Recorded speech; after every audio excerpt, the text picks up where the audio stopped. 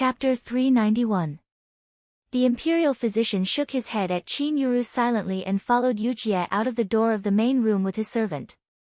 When he was about to go to the wing room to get a prescription, he saw that the curtain was suddenly lifted from the inside. Qin Yuru rushed out and cried to Imperial Physician Li, "Imperial Physician, please save my mother." Her cry was extremely sorrowful. If Dr. Li didn't have the previous experience, he would also think that Qin Yuru was a very filial young lady who was sincere to her mother. However, with the experience just now, no matter how sincere Qin Yuru was at this time, Dr. Li couldn't help but feel that she was too fake. The first impression had been formed and it was difficult to change. "First miss, please be at ease. Madam's illness is still the priority. Let her feel better and she will get better soon. Maybe there is still a possibility," Dr. Li said with a gentle look and then turned back into the wing room. Qin Yuru stood in the corridor with cold hands and feet. She only felt that her blood and qi were cold all over. Things were beyond her expectation. Madame D did not die, but she had symptoms of a stroke. What should she do in the future? She didn't want to waste time with Madame D. It was her mother who wanted to harm Shui Rulin and Qin Wanru. It had nothing to do with her. Why should she bear the consequences? But that was her mother, that was her biological mother. Tears rolled down Qin Yuru's cheeks one by one.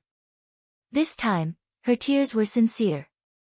If she had known that she was in a half-dead state, she would have been merciless at that time. Anyway, she was too young to marry Di Yan now. Even if she had to observe the mourning period, it would not be a big deal. If her mother died, she could use the power of her maternal grandmother to make Shui Rulin and Qin Wanru die without a burial place. This could be regarded as her mother's soul in heaven. Her mother would definitely not blame her. But what should she do now? For a moment, Qin Yuru was panic-stricken and didn't know what to do. Nanny Huang came from outside the courtyard and saw Qin Yuru standing in the corridor with a panic-stricken face. There were still traces of tears on her face. It could be seen that she really cried just now. Nanny Huang couldn't help feeling a little pity in her heart. Although First Miss had some bad conduct before, she was still filial to her mother. "Eldest Miss, where is Imperial Physician Li?" She came forward and asked softly. "Nanny Huang, what should we do? Mother has a stroke," she said. "She can't get up in the future like a normal person." Qin Yuru grabbed Nanny Huang's hand and said anxiously. "First Miss, don't worry. Madam will get better." Nanny Huang gently patted Qin Yuru's hand and comforted her. "She won't get better. She won't get better. The imperial physician said it's impossible for her to get better," Qin Yuru said painfully, and her tears fell again. She really didn't want to be tied to her mother's side. Other than the hospital bed, there was only a cold room. "First Miss, there are exceptions to everything. Maybe Madam will get better. Don't worry. The general has come back and asked the imperial physician to come over." Nanny Huang sighed and her voice became more gentle. Qin Huayong had just returned. Hearing that the imperial physician was coming, he planned to let the imperial physician go over and ask about Madame D's injury in person. Perhaps the word "general" that Nanny Huang mentioned made Qin Yuru sober. She calmed down and wiped her tears with a handkerchief. Then she said to Nanny Huang in low spirits, "Nanny, the imperial physician is in the wing room giving a prescription. First Miss, please go to Madam's room and sit for a while. I will accompany you later." Nanny Huang pointed to Madame D's room and said when she saw that she was out of her wits. Qin Yuru couldn't help but shiver. Instead of moving forward, she took a step back. The curtained door of Madame D's room gave her an indescribable sense of oppression. She felt that she couldn't even breathe after entering that room. "First Miss, what's wrong with you?" Nanny Huang asked in confusion. "Nothing. You can go." Qin Yuru sobered up and shook her head with a pale face. Nanny Huang saw that her face was too pale and her expression was too sad. There was nothing else.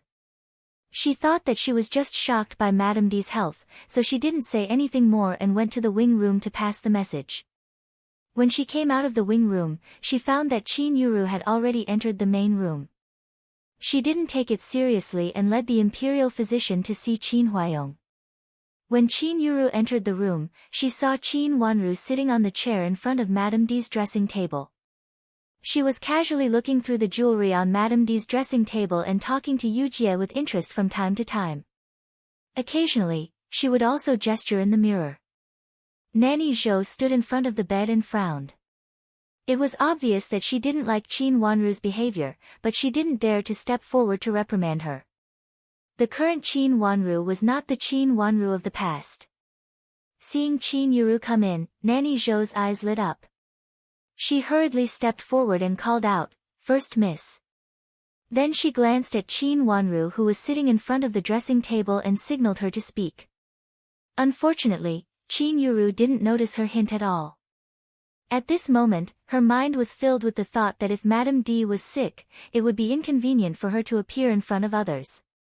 Otherwise, others would say that her biological mother was seriously ill, and yet she still had the mood to go out to enjoy the banquet. Seeing that Qin Yuru didn't respond to her, Nanny Zhou just sat on another chair with a frown and stared at Madame D in a daze. Inexplicably, Nanny Zhou couldn't help calling out in a low voice, "First Miss." "What's the matter?" Qin Yuru was in deep thought. After being interrupted, she raised her head and said impatiently, "First Miss, Madame has fainted." Nanny Zhou said, "Didn't the imperial physician say that she was fine and would wake up soon?" Qin Yuru coldly interrupted her words. Qin Yuru's words made Nanny Zhou speechless. Madame D on the bed seemed to wake up and made some sounds. Nanny Zhou hurriedly stepped forward and said in a low voice, "Madam, are you awake?" Madame D opened her eyes and turned her gaze from Nanny Zhou's face to Qin Yuru with difficulty. She waved at Qin Yuru.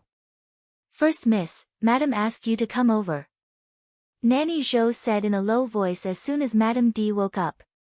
Qin Yuru lowered her head, stood up and walked to the bed. She didn't dare to look at Madame D's eyes. She always felt that there was something in those eyes, which made her inexplicably palpitate. Madame D chuckled again and clapped her hands down hard. Nanny Zhou had been with Madame D for a long time, so she immediately understood what she meant. She hurriedly said to Qin Yuru, "First Miss, Madame asked you to squat down." "She can't reach you." Qin Yuru squatted down and slightly raised her eyes to look at Madame D. Suddenly, she saw a trace of hatred in Madame D's eyes. She subconsciously stepped back, but Madame D's hand had already slapped her hard on the face. A slap was not very painful. Madame D's hand was very weak now, but when Qin Yuru stepped back, she accidentally sat on the ground. "Mother, you actually slapped me?" Qin Yuru covered her face in disbelief. Her eyes were red. She had never been slapped by Madame D in her life, not to mention in front of Qin Wanru. Madame D gasped hard. Her eyes were almost burning.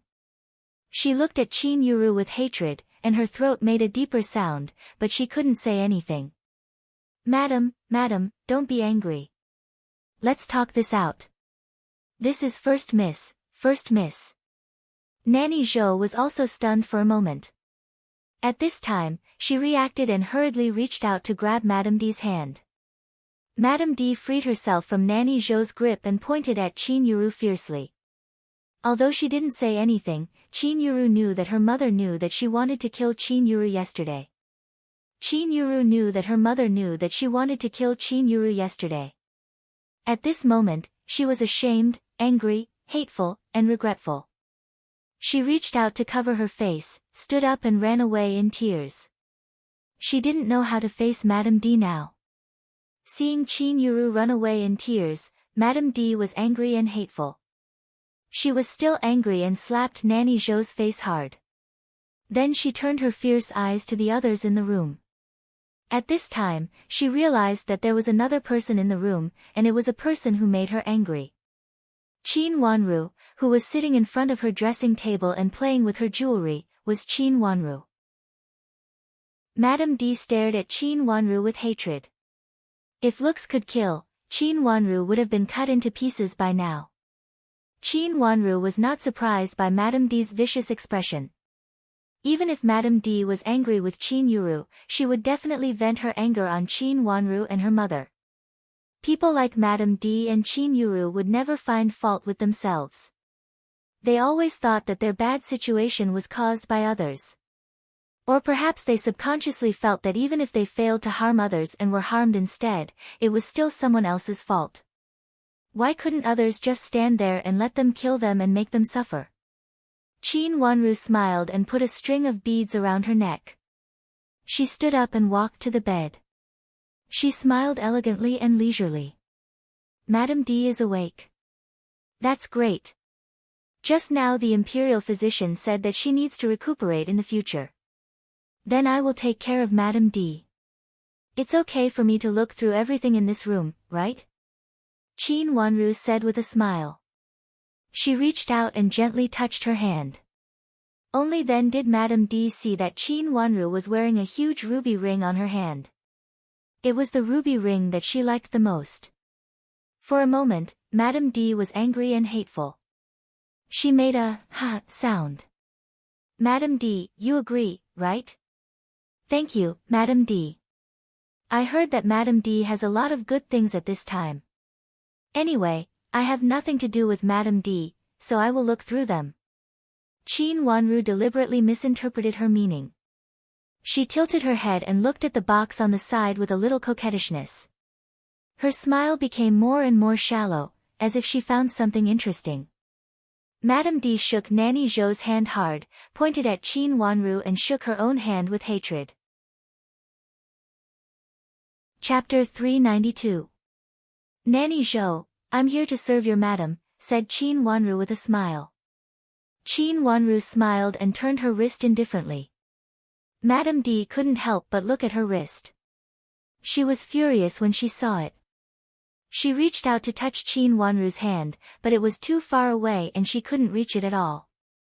Madam also likes this pair of bracelets. I like them very much. Madam, please give them to me. I happen to be serving Madam here, so I can build a good relationship with you. Qin Wanru raised the bracelets in her hand and smiled. Then she went back to the dressing table, pulled the drawer, took out a piece of paper and looked at it casually. Is this the list of Madam's dowry? Madame D's face changed and she pushed Nanny Zhou hard. Nanny Zhou hurried forward and begged Qin Wanru with a smile, "Second miss, you can't touch these." Why not? I just want to look. Qin Wanru tilted her head and said in confusion. These are Madam's private property. Even the general can't know it. Nanny Zhou braced herself to explain. Even father can't know it. But now Madame D is so injured. It's okay for me to look at it when I am here to serve her. Qin Wanru looked around curiously. I haven't been able to look at Madam's room as I like. She was going to turn Madame D's room upside down. Madame D was furious. If she could move freely now, she would definitely rush to slap Qin Wanru. How could she let this bastard go through her things? Madame D patted the bed heavily. She was so angry that she couldn't do anything to Qin Wanru. She patted the edge of the bed hard again. Nanny Zhou turned around in a hurry. Madame D's eyes turned to the window where there were some paper and inkstone. Nanny Zhou immediately understood. She hurriedly took a piece of paper and a pen. Madame D picked up the pen with difficulty and only wrote a few words. Go, go. Madame D wants me to go. That won't do. I was ordered by my grandmother to take care of you. You're injured to this extent, so you need a junior to take care of you. But big sister is sick and said that she can't take care of you. I'm the only one left in the mansion. Qin Wanru said helplessly, but her beautiful eyes were full of smiles, without any reluctance of being forced to come here. Looking at the smile on Qin Wanru's face and the jewelry on her head and body, Mrs. Qin was so angry that she almost fainted again. She did not want Qin Wanru to accompany her, she did not want Qin Wanru to look into her room and she did not want Qin Wanru to wear her jewelry. I want Yuru. She picked up the brush with difficulty and said. Qin Wanru blinked her big eyes and said, but big sister is sick. Madam D, you beat her just now, and big sister was beaten away. Leave, I don't want you. After finishing her words, Madam D patted her bed so hard that the ink stained her hands on the bed. She glared at Qin Wanru as if she was going to eat her alive. When the curtain was lifted, Qin Huaiyong walked in and saw this scene. The little girl stood innocently and seemed to be at a loss. On the bed, Madam D glared at her fiercely. On the edge of the bed, the quilt was full of ink stains, making it very dirty. What's going on? Qin Huaiyong said coldly and reached out to rub his forehead. Just now, Imperial Physician Li also said that Madam D's health condition might not recover. Even if she was like this, she had to take care of herself peacefully. But when she just took care of herself, she became so noisy here. Since yesterday, he had not had a good rest because of the matter of Prince Cheng. At this time, he also looked gloomy. Seeing Madam D's stiff and scarred face, he felt more and more depressed. Others might not know the cause of the matter, but how could he not know? Madam D was not a good person, and even her daughter was led astray by her. Thinking of what he asked yesterday, he was almost thunderstruck. How could his daughter be such a vicious person? It must be Madam D's scheme again. If Madam D did not have an accident now, Qin Huaiyong would never let her stay in the mansion. General, Madam doesn't want second miss to serve here. Seeing Qin Huaiyong coming, Nanny Zhou hurried to greet him and then whispered after seeing Madam D's reaction. Where is first miss? Qin Huaiyong looked around and didn't find Qin Yuru. His face became more and more gloomy. His biological mother was like this. Where did Qin Yuru go? Why didn't she stay by Madam D's side? Big sister was beaten by Madam D just now. Qin Wanru hesitated for a moment, but still told the truth. Qin Huaiyong beat his eldest daughter away and then quarreled with his youngest daughter. The blue veins on his forehead couldn't help jumping, and he couldn't hide the disgust in his eyes. He waved to Qin Wanru and said, Wanru, go back. Since she doesn't want you to serve here, don't serve her. Father, this is not good, is it? Someone has to serve Madam D. Otherwise, what will others think of our mansion? Grandma said that Duke Yong's mansion can't explain it. Qin Wanru explained helplessly. Go back first. I will talk to your grandma and Duke Yong's mansion first. Qin Huaiyong waved his hand and said. Since it was Qin Huaiyong's idea, Qin Wanru naturally couldn't object. She walked to the bed and said softly to Madam D, I will go back first. If you need anything in the future, just ask big sister to send someone to tell me. I will go back now. After saying that, she bowed sideways and turned to leave. But there came a violent hee-hee sound of Madam D behind her. Qin Wanru looked back with a blank face. She didn't know what Madam D was trying to say. Madam D stretched out one hand as if she wanted to hold Qin Wanru. Her face was ferocious and twisted, which made Qin Huaiyong feel nauseous. He increasingly felt that he should not come here in the future. Madam D looked not only ugly but also ferocious. What does she want? Qin Huaiyong looked at Nanny Zhou impatiently and asked. Hearing Qin Huaiyong's question, Nanny Zhou had to lower her head and said dryly, Madam.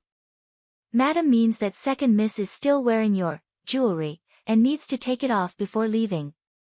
With a bang, Qin Huaiyong's hand slammed on the table so hard that the corner of the table caved in.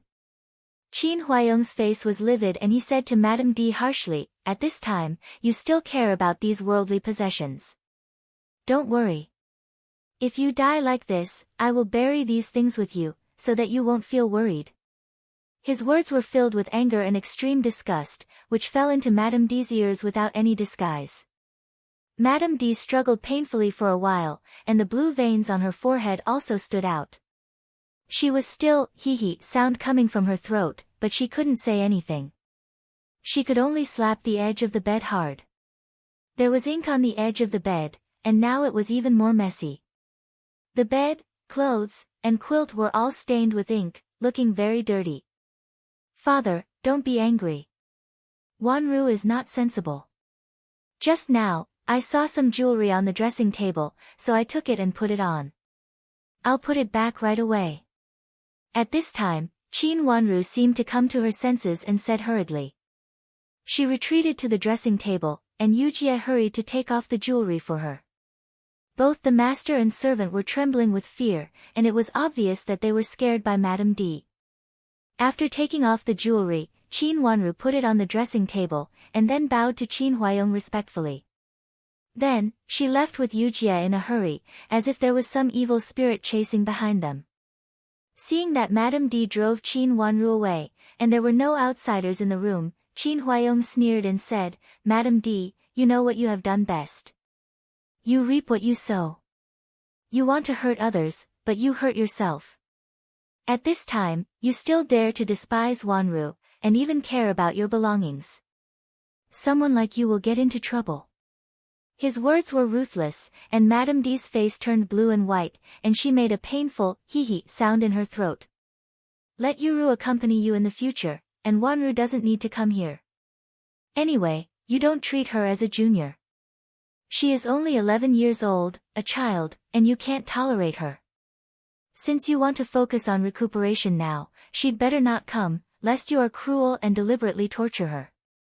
At that time, not only her, but also you will be in trouble. Qin Huayong stood up and said with a cold face. Madame D let out a painful scream, and seemed to want to say something. However, they were now like chickens talking to ducks, and Qin Huayong didn't understand her at all, nor did he want to understand her. After glancing at her coldly, he turned around and left without looking back.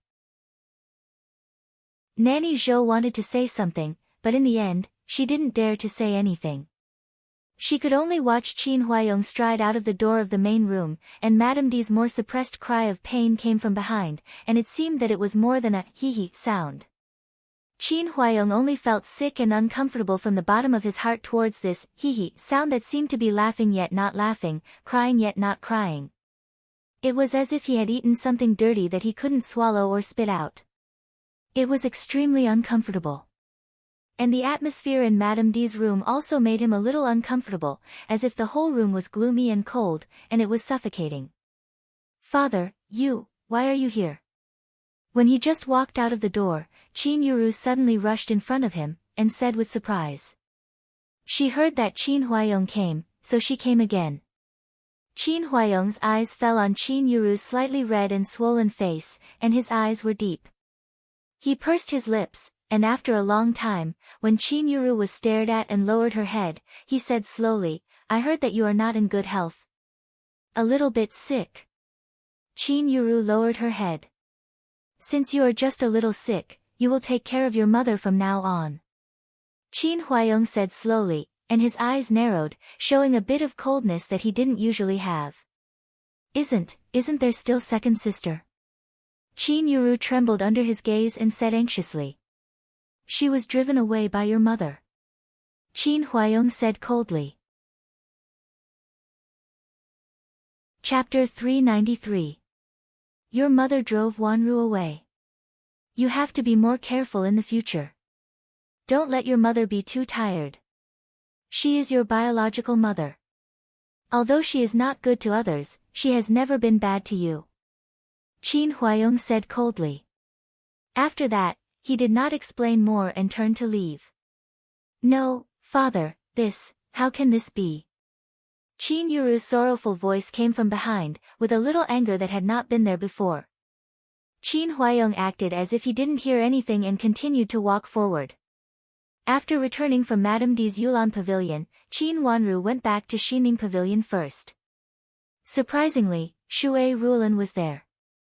Seeing Qin Wanru coming back, Shui Rulan immediately looked her up and down and felt relieved when she found that Qin Wanru was fine.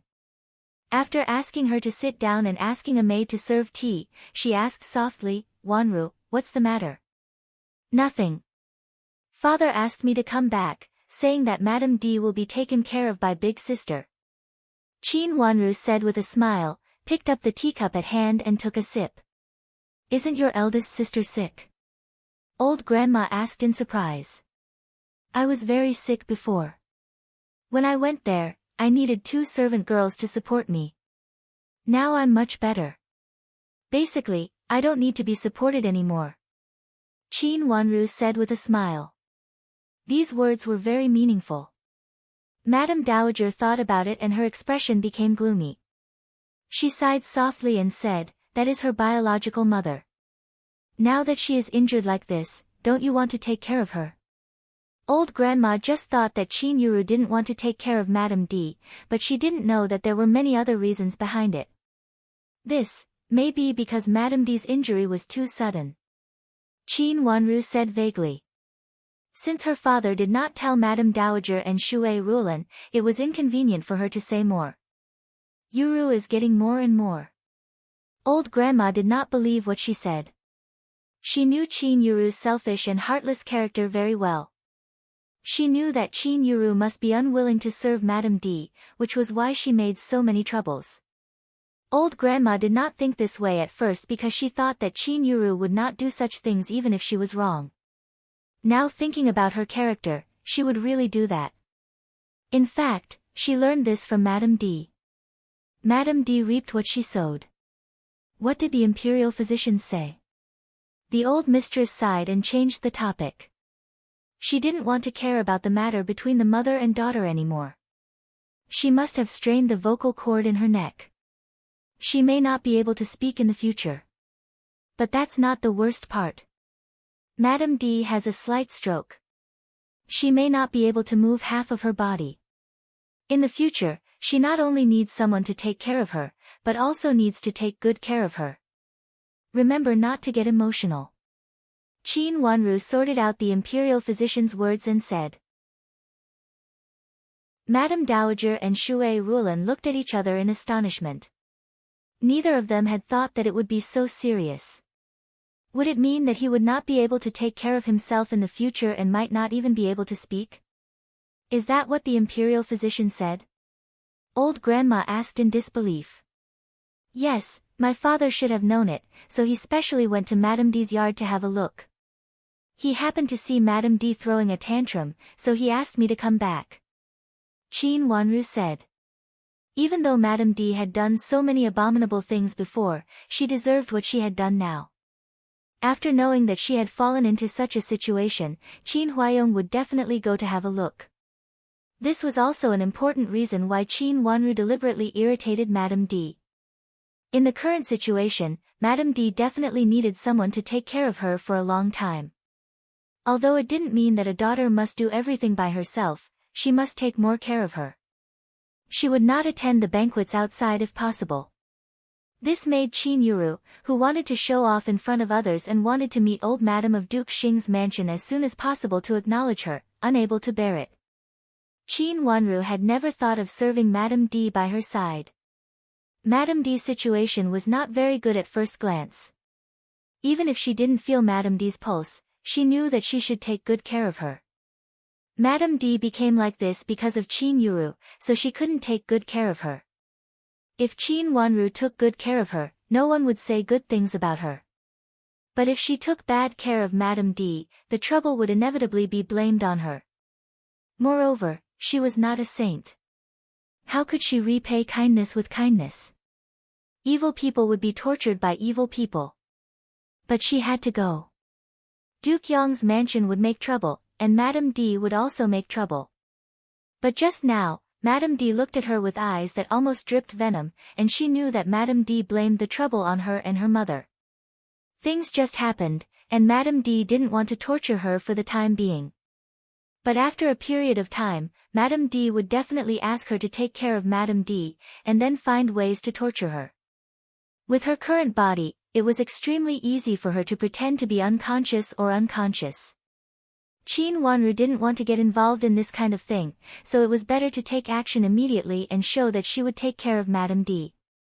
Now it was not that she didn't want to take care of Madame D, but that Madame D didn't want her. Then, even if Duke Yong's mansion said something, it had nothing to do with her. She believed that her father would definitely explain to Duke Yong's mansion. She took a step back in order to advance. She had nothing to do with Madame D. Next, she only needed to pay attention to Yulan Pavilion. The mother and daughter couldn't stay calm. Mother, since my sister doesn't want Wanru to go, then let it go. Otherwise, she will definitely come up with some new vicious methods. Shui Rulan looked at Madame Dowager and said. Just now, she heard that Qin Wanru went to Madame D's place, and she was very worried, so she hurried to find Madame Dowager. But Madame Dowager couldn't do anything about it. Originally, Shui Rulan wanted to find a reason to call Qin Wanru back in a few days, or she could find it from herself. Now that Qin Wanru came back, it was the best. Wanru's thing is like this. She didn't want to take care of Madame D, so she can't blame others. Yuru is still there to take care of her. In the future, if there is anything, just ask Yulan Pavilion first. She is always like this. Madame Dowager sighed again. No one expected that Madame D would make such a mess. Although Madame Dowager didn't like Madame D, she didn't expect that one day she would fall into such a situation. Mother, don't worry. If there is anything good, I will send it to her first. Shui Rulan nodded and said. They all understood the meaning of her words. Although Madame D's current situation was caused by herself, they still had to prevent Duke Yong's mansion from finding fault with her. The best way was, of course, to serve Madame D and show that they treated her very well. Anyway, Madame D couldn't recover from her half-dead appearance. Everyone knew how to look good. Grandma, now that Big Sister has moved to Madame D's side, let Big Sister decide what she needs and what she lacks in the future. If Big Sister needs anything, we can also prepare it for her. If she wants something to eat or use, we can also let Big Sister tell us. There is a good old maid in the kitchen, and we can also give her to Madame D. Qin Wanru thought for a while and suddenly rolled her watery eyes. She couldn't figure out the role of the suspicious old maid at the moment, so she would first send her back to Madame D's subordinates. She would see how Madame D would react when she found that the subordinate she sent out had come back. She should also be anxious. Okay, that's good. Let the old maid go to the kitchen and put it in Madame D's small kitchen. Madame Dowager nodded and agreed. Mother, do we need to invite other doctors to have a look? Maybe there are other ways to cure Madame D. Shui Rulan was concerned about another aspect, frowned and said. The imperial physician in the palace has said so. If we invite other doctors, will it make the imperial physician unhappy? Madame Dowager still had concerns. Everyone knew that it was difficult to invite the imperial physician in the palace. This time, it was Duke Yong's mansion that invited Dr. Li. If they invited other doctors to have a look, would Dr. Li think that Qin's mansion doubted his authority? Qin's mansion just arrived in the capital city, so they didn't know many things. Madame Dowager had also left the capital city for so many years, so she didn't know whether there was such a taboo in the capital city. Grandma, no matter whether Dr. Li will be unhappy or not, we have to invite other doctors to have a look. Madame D's current situation, if we don't cure her as soon as possible, I'm afraid that she will really be like this forever. If there are doctors in the future, why didn't they invite other doctors to treat her as soon as possible? This matter may fall on our mansion again. Qin Wanru analyzed. What she said was exactly in line with the thoughts of those people in Duke Yong's mansion. But this time, so many people came here, and it seemed that they were going to denounce Qin's mansion. If Qin Wanru didn't say resolutely that Prince Yu could testify this matter, Qin's mansion would definitely be turned upside down at this time. Originally, they came here with a bad intention today.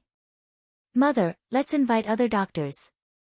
If someone can cure her, our mansion will definitely give a big reward. Shui Rulan also nodded and agreed with Qin Wanru's words.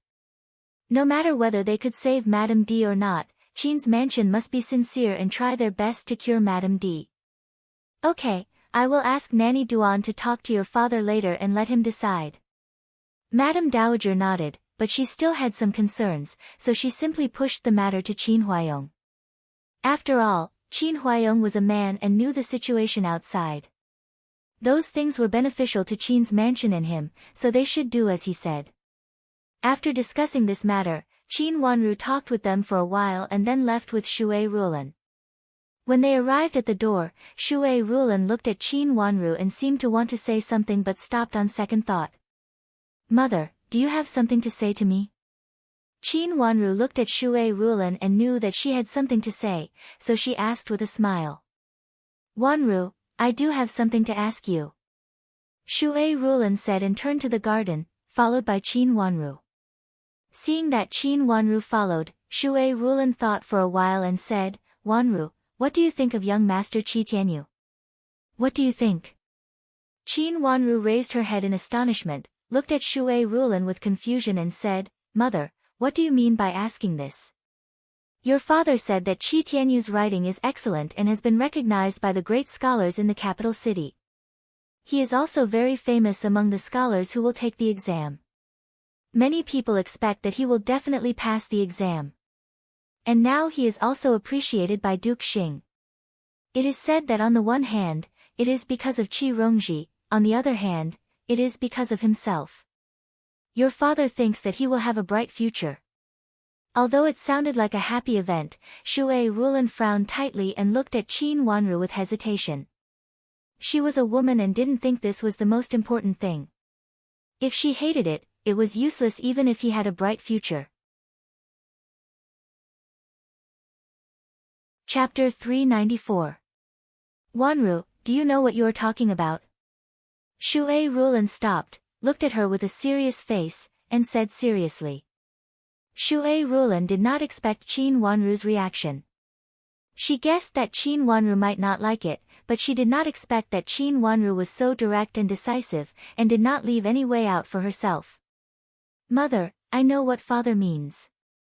Do you still hope that Qi Tianyu is sincere?" Qin Wanru looked at Shui Rulan calmly and said, "Everyone knows what happened between Qi Tianyu and Qin Yuru in Jiangzhou. Later, the marriage was cancelled, and there was such a big scandal. As a man, can Qi Tianyu really let go of the knot in his heart?" "You mean Qi Tianyu has other reasons?" Shui Rulan was surprised at first, and then frowned. "Mother, you used to be in Jiangzhou, and you also saw Qi Tianyu. Will a man like him be willing to suffer such a big loss? At that time, Qin Yuru tricked me to get on the bridal sedan chair. If I really went there, I would be ruined, and he wanted to ruin me at that time. But now he suddenly thinks that this marriage is good. Mother, do you believe it?" Qin Wanru's long eyelashes fluttered twice, and she said slowly in a low voice. Shui Rulan became silent, and thought about her words. "Wanru, your father thinks that Qi Tianyu is good, and he also hinted to Qi Tianyu before. He said that Qi Tianyu will immediately say that he will not care about what happened in the past, and Qin's mansion and Qi's mansion will be as close as in Jiangzhou." "Qi Tianyu said so?" Qin Wanru said lightly. "Yes. After hearing his words, your father has this idea. He wants to marry you to Qi Tianyu, saying that Qi Tianyu will be a great man in the future. Yuru and Qi Tianyu are childhood sweethearts, and so are you. Qi Tianyu was just angry for a while, but he is not completely heartless to you." Shui Rulan said. "Mother, if it is Qi Tianyu, I would rather not marry him." Qin Wanru looked at Shui Rulan and said seriously again. Her attitude was too firm, and Shui Rulan clearly saw her real thoughts. She frowned more tightly. "I have advised your father like this before, but he just doesn't listen. He said that this is good for both families. He has no son, and Qi Tianyu will be a great help in the future." "Help?" Qin Wanru sneered. Of course, she knew what he meant. "Since we chose Duke Yang's mansion, we will be at a disadvantage if we turn back." When Qi Baiyu told her about Qi Tianyu's unusual behavior, she knew clearly that Qin Huayong had agreed to it.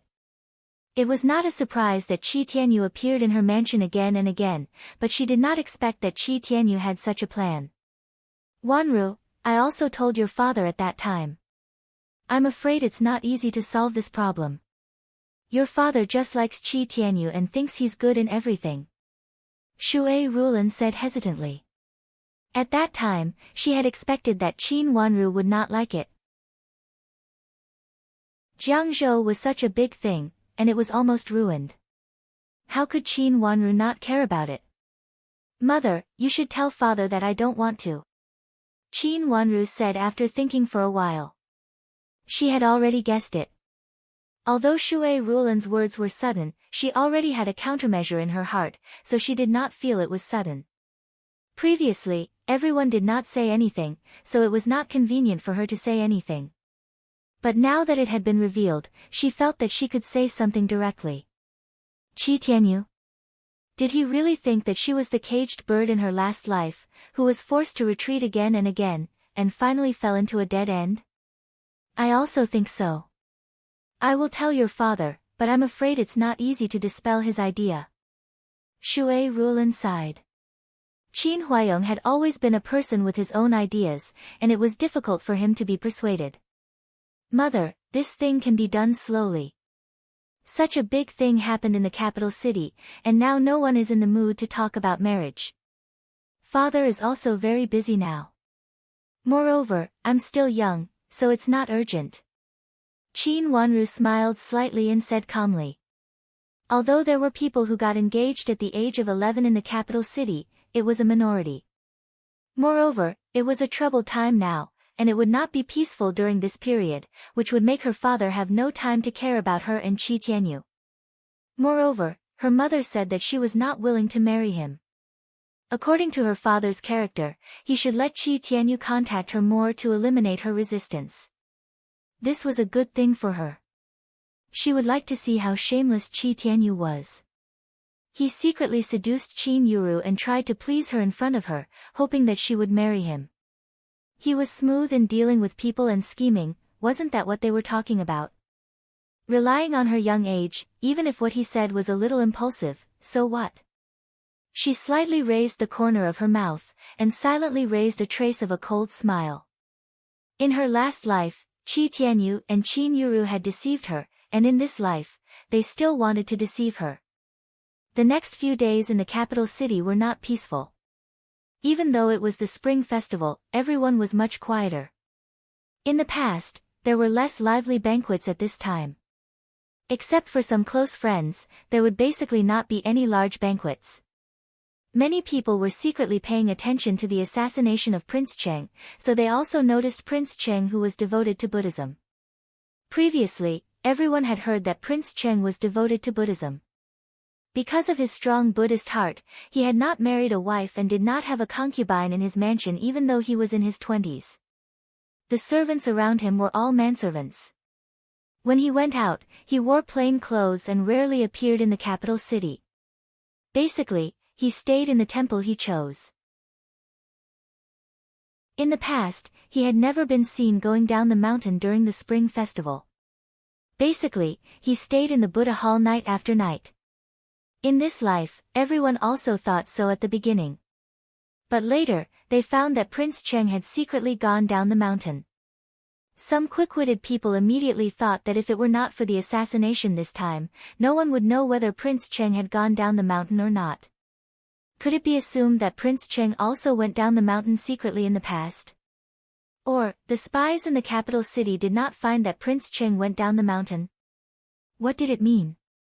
It was enough to make many aristocratic families secretly take a deep breath. No one knew where a rumor came from.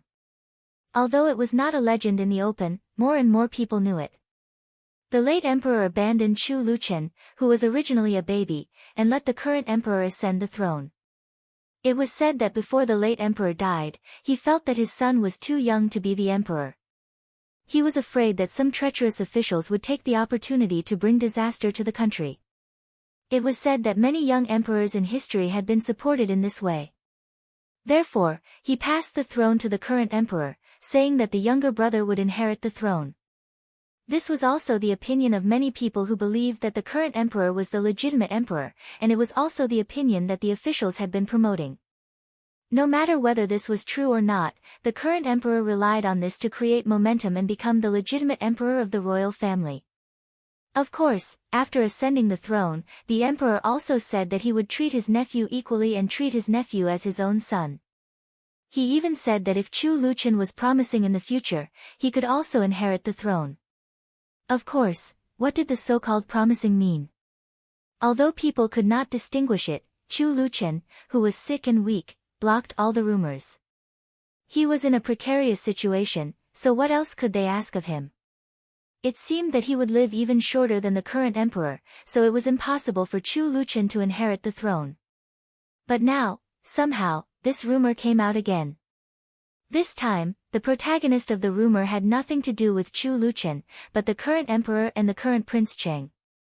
Since the current emperor had taken over his elder brother's throne, Prince Cheng seemed to be able to take over the throne as well. Or it could be said that this idea was orthodox. Thus, it was quite obvious that Prince Cheng had some tricks in secret. The more rumors spread, the faster the news spread, and the more people paid attention to Prince Cheng. They all thought that Prince Cheng might not be so devoted to Buddhism, and the so-called devotion to Buddhism might also be a veil. More and more people glanced at Prince Cheng's mansion, so that the situation of Prince Cheng was not as aloof as before. This had nothing to do with Qin Wanru. She was just an unmarried miss of Ningyuan Army General's mansion, and she was a young Mississippi. But now, this matter had actually circled around her head. This made Qin Wanru very surprised. An invitation from Prince Cheng's mansion. Looking at the gilded invitation in her hand, Qin Wanru asked in surprise. Yes, it's an invitation from Prince Cheng's mansion. It was just sent to the mansion, saying that it's for the two misses, First Miss and you. Yu Jie said. Prince Cheng's mansion had now become the center of the whole event, and no one knew when it would break out. Shouldn't it be low-key at this time? Why did they send an invitation to each mansion, and even named the misses of each mansion? Miss, many unmarried misses of aristocratic families have received an invitation. Yu Jie had asked Nanny Duan before, so she hurriedly explained when she saw Qin Wanru's thoughtful face. Many misses of aristocratic families have received an invitation. Besides the misses of aristocratic families, is there anyone else? Qin Wanru was stunned. Her long eyelashes fluttered twice, and her eyes became more and more deep. Besides the misses of aristocratic families, there is no one else. It is said that Prince Cheng is going to choose a wife. So he invites the misses of each mansion to attend the banquet in Prince Cheng's mansion. Qingyue continued. Choose wife. Isn't it said that Prince Cheng is devoted to Buddhism and has no interest in the secular world? Why does he suddenly want to choose a wife at this time? Qin Wanru asked Nanny Zheng, who was beside her, puzzled. Nanny Zheng must know something about the affairs of the palace. Hearing Qin Wanru's question, Nanny Zheng nodded and then shook her head. Then she answered in everyone's puzzled eyes, Miss, Prince Cheng didn't marry in the past. It is said that he had a fiancée when he was young, and they had a good relationship. Later, his fiancée died before marrying him. Prince Cheng suffered a blow and decided to become a monk. At that time, he was very determined. Why does he suddenly want to choose a wife? Nanny Zheng also felt very puzzled. Chapter 395. In fact, this matter was not a secret in the palace. Many people knew it, but no one mentioned it later. Speaking of this, it was said that Prince Cheng was infatuated with Zhong Zi, and he and his former fiancée were childhood sweethearts. When the fiancé died, he wanted to become a monk on the spot, but this matter was suppressed by the late emperor. After that, he had no interest in choosing concubines. The Empress Dowager and the Empress had repeatedly expressed that they would let him choose a concubine and hold him back in case he really couldn't think of it and became a nun. They didn't expect that after so many years, there would suddenly be such a statement in this situation, which made everyone very surprised. Compared with those princes, Prince Cheng was the one who should choose his concubine the most. Nanny Zheng, why do you think he chose concubines at this time? And he really did it? After hearing Nanny Zheng's words, Qin Wanru said in surprise. At this time, no matter whether Prince Cheng really wanted the throne or not, shouldn't he keep a low profile? Why did he choose concubines in such a high profile at this time? I don't know why Prince Ching chose concubines at this time. Maybe it is the idea of Empress Dowager in the palace? Nanny Zheng hesitated and whispered. Hasn't Empress Dowager always wanted to choose concubines for Prince Cheng? Qin Wanru was not familiar with the people in the palace, so she didn't understand Nanny Zheng's words. Empress Dowager did want Prince Cheng to choose concubines for a long time, but Prince Cheng never agreed. But this time, maybe it is a turning point for Prince Cheng to choose concubines. Nanny Zheng couldn't think of any reason at the moment, so she could only say vaguely to Qin Wanru. Qin Wanru fell silent and suddenly asked after a long time, Nanny Zheng, can I not go? No matter how she looked at it, there was something unusual about this matter. Qin Wanjin did not want to be involved in the eye of the storm at this time. Although Prince Ching invited a lot of people to choose his consort, not all of them would go, let alone a young miss from an aristocratic family like her. Even the first miss has to go. I'm afraid that the second miss has to go. Nanny Zheng thought for a while and frowned tightly. This matter was a little mysterious. Qin Wanru's heart skipped a beat. Qin Yuru and Di Yan had been engaged for a long time. Moreover, there was a lot of disturbance in the capital city. If Prince Ching did not choose her, it was impossible for him to choose her. Then why did she get the invitation? When the princes chose their wives, Qin Yuru, who was already engaged, did not get an invitation card. As for herself, she was really too young.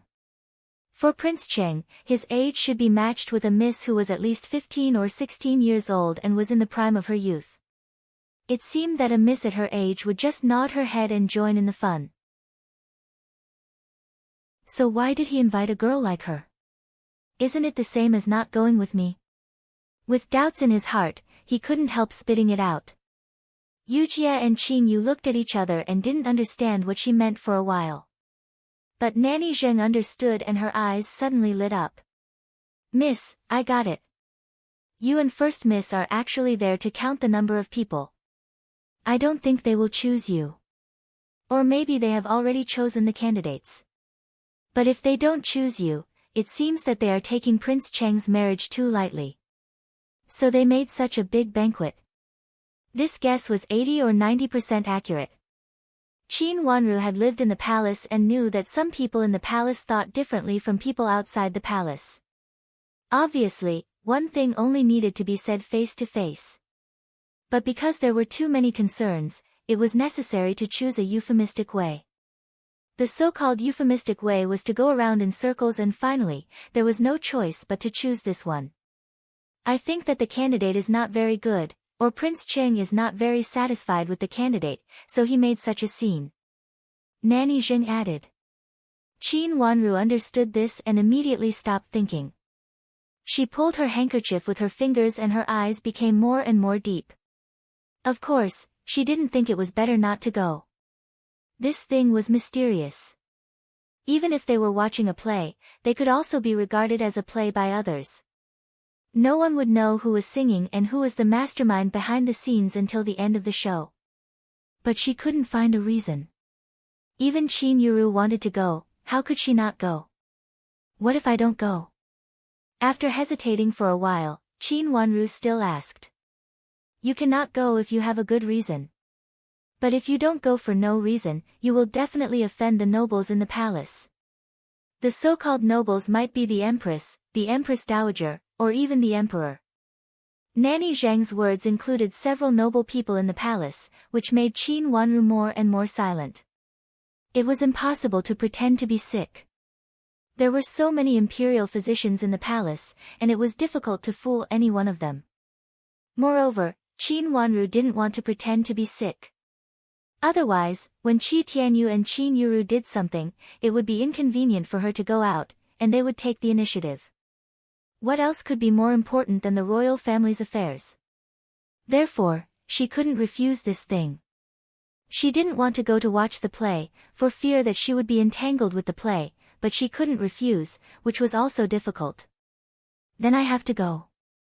Qin Wanru's watery eyes were full of mist, which made her more beautiful. She raised the corner of her red lips, which was pure with a little bit of charm. She was as beautiful as a poem or a painting. Nanny Zheng suddenly felt worried. "Miss, you have to be careful." Qin Wanru was stunned for a moment and asked in confusion, "Nanny, I am young, so I should be fine, right?"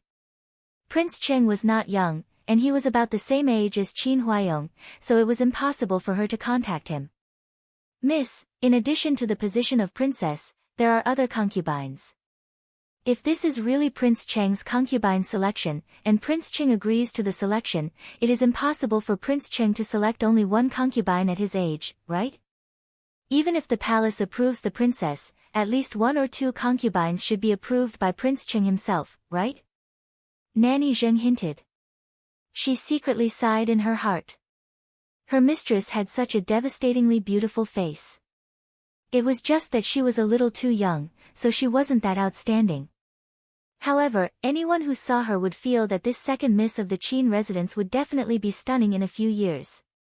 Since that was the case, it was fine even if they had to wait a few years. She had seen all kinds of people in the palace, but such an appearance was destined to be extraordinary. Ningyuan Army General's mansion might not be able to protect her. There was one thing that Nanny Zheng was glad about. Fortunately, the second miss was still young, and there should be fewer people who coveted her. If Qin Wanru was 13 or 14 years old now, Nanny Zheng thought that there was at least a 50% chance that she would be chosen.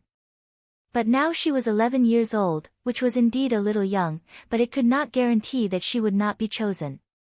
Nanny Zheng thought that she still had to remind Qin Wanru to be careful. Although her master had always been cautious, she was still young after all. Qin Wanru was silent for a moment. She did not think of her appearance, but only thought that Nanny Zheng's words were reasonable. Prince Cheng gave in, and there was such a big rule to select a concubine, so there must be more than one concubine. It seemed that Qin Wanru and Qin Yuru, who were impossible to be chosen, were forced to choose only one concubine. However, it was not impossible for Prince Cheng to choose a few more concubines. It was impossible for Qin Yuru, who was engaged, to choose another concubine. But for a young girl like her, if Prince Cheng was unhappy, he might deliberately choose a few younger concubines. Anyway, he did not say that she could not be chosen. Thinking of this, she was indeed in danger. "Nanny, what do you want to do?" Qin Wanru asked. She had never met Prince Cheng and did not know his character, so she could only ask Nanny Zheng for advice. "Miss, I heard that Prince Cheng does not like women to wear sachets embroidered with bright red peonies." Nanny Zheng thought carefully and suddenly remembered a rumor. Her eyes lit up. Sachets embroidered with bright red peonies? Qin Wanru was stunned for a moment and did not understand what kind of preference it was. Peonies bloomed in rich colors, which could be said to be extremely beautiful. This kind of flower was the favorite of many young ladies from aristocratic families. Many of them embroidered peonies on their sachets. Although Qin Wanru did not like peonies very much, she also had one or two sachets embroidered with peonies. Although the bright red color was too bright, it had a kind of dignity and grace. The clothes of the legal wife were bright red, and the phoenix robe of the empress was also bright red. This kind of color was extremely beautiful. How could Prince Cheng not like this kind of sachets? Moreover, the sachets were not women's things. Would Prince Cheng pay attention to this kind of women's things? "Miss, don't doubt it. It seems to be true. It is said that in the past, there was a palace maid who liked Prince Cheng and wanted to marry into Prince Cheng's mansion. When she had nothing to do, she would make friends with Prince Cheng. Once Prince Cheng was drunk in the palace maid took the opportunity to get close to him. However, unexpectedly, the sachet embroidered with bright red peonies at her waist made Prince Cheng sober up and kicked it out of the bed. Nanny Zheng talked about this matter. At that time, there were a lot of secret rumors in the palace. Some people even said that they knew this palace maid and knew that she admired Prince Cheng. After that, she was directly punished by the emperor. In fact, Nanny Zheng did not see it directly, but she heard so many well-organized rumors clearly. After hearing Nanny Zheng's words, Qin Wanru thought for a moment and said to Qin Yu, "Do I have a sachet embroidered with peonies?" Qin Yu arranged all the ornaments like sachets. "Miss, you have two. Let me show them to you." Qin Yu nodded and took out 2 sachets in a short while. Qin Wanru picked them up and compared them. One of them was embroidered with light blue peonies, which were colorful and elegant, making people feel elegant. The other one was embroidered with bright red peonies, which were as red as fire and charming. However, such embroidery inevitably made people feel that it was a little too gorgeous. What was more, Qin Wanru was not big and her whole body could not cover such a gorgeous color, let alone match it. There was no clothes that could match such a gorgeous color. Qin Wanru did not have such gorgeous clothes. Chapter 396. On the 6th day of the first lunar month in previous years, it was still very lively and people visited their relatives and friends constantly. But at this time of the year, it was much less crowded. If there was nothing important, people were even reluctant to go to the street. The interrogation on the street was still very strict. The emperor was furious that the princes of the imperial family got into trouble one after another. But until now, nothing had been found. People were still being interrogated on the street, and no one wanted to be interrogated for no reason. And the interrogation was not only about people, but also about carriages. Today was the day of the banquet in Prince Cheng's mansion. The carriages of Qin's mansion had been prepared early. Qin Yuru and Qin Wanru said goodbye to Madame Dowager together and walked out of the mansion. Qin Yuru was dressed very beautifully today. She wore a light purple palace dress, which was not only outstanding but also eye-catching. She had always been beautiful, and when she dressed like this, she immediately made people's eyes light up. Although Qin Wanru, who was standing beside her, had delicate facial features and was extremely beautiful, she was still young and inexperienced. Qin Wanru's clothes were mainly light green. It was a refreshing green 8-piece long dress with red plum blossoms at the corners. Such a long dress should have been very elegant and lively, but the material she chose was not very good, so it looked a little dull and wooden. Moreover, she was not tall enough to stand beside Qin Yuru, who was tall and slender. Qin Wanru's dress seemed to be unable to support it. Both of them wore good clothes, but compared with Qin Yuru's dress, Qin Wanru's dress was a green leaf. The green leaf stood beside the red flower.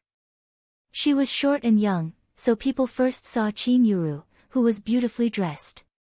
Compared with Qin Wanru, even though Qin Wanru was exquisite, people would only sigh that she was too young and did not know how to dress up.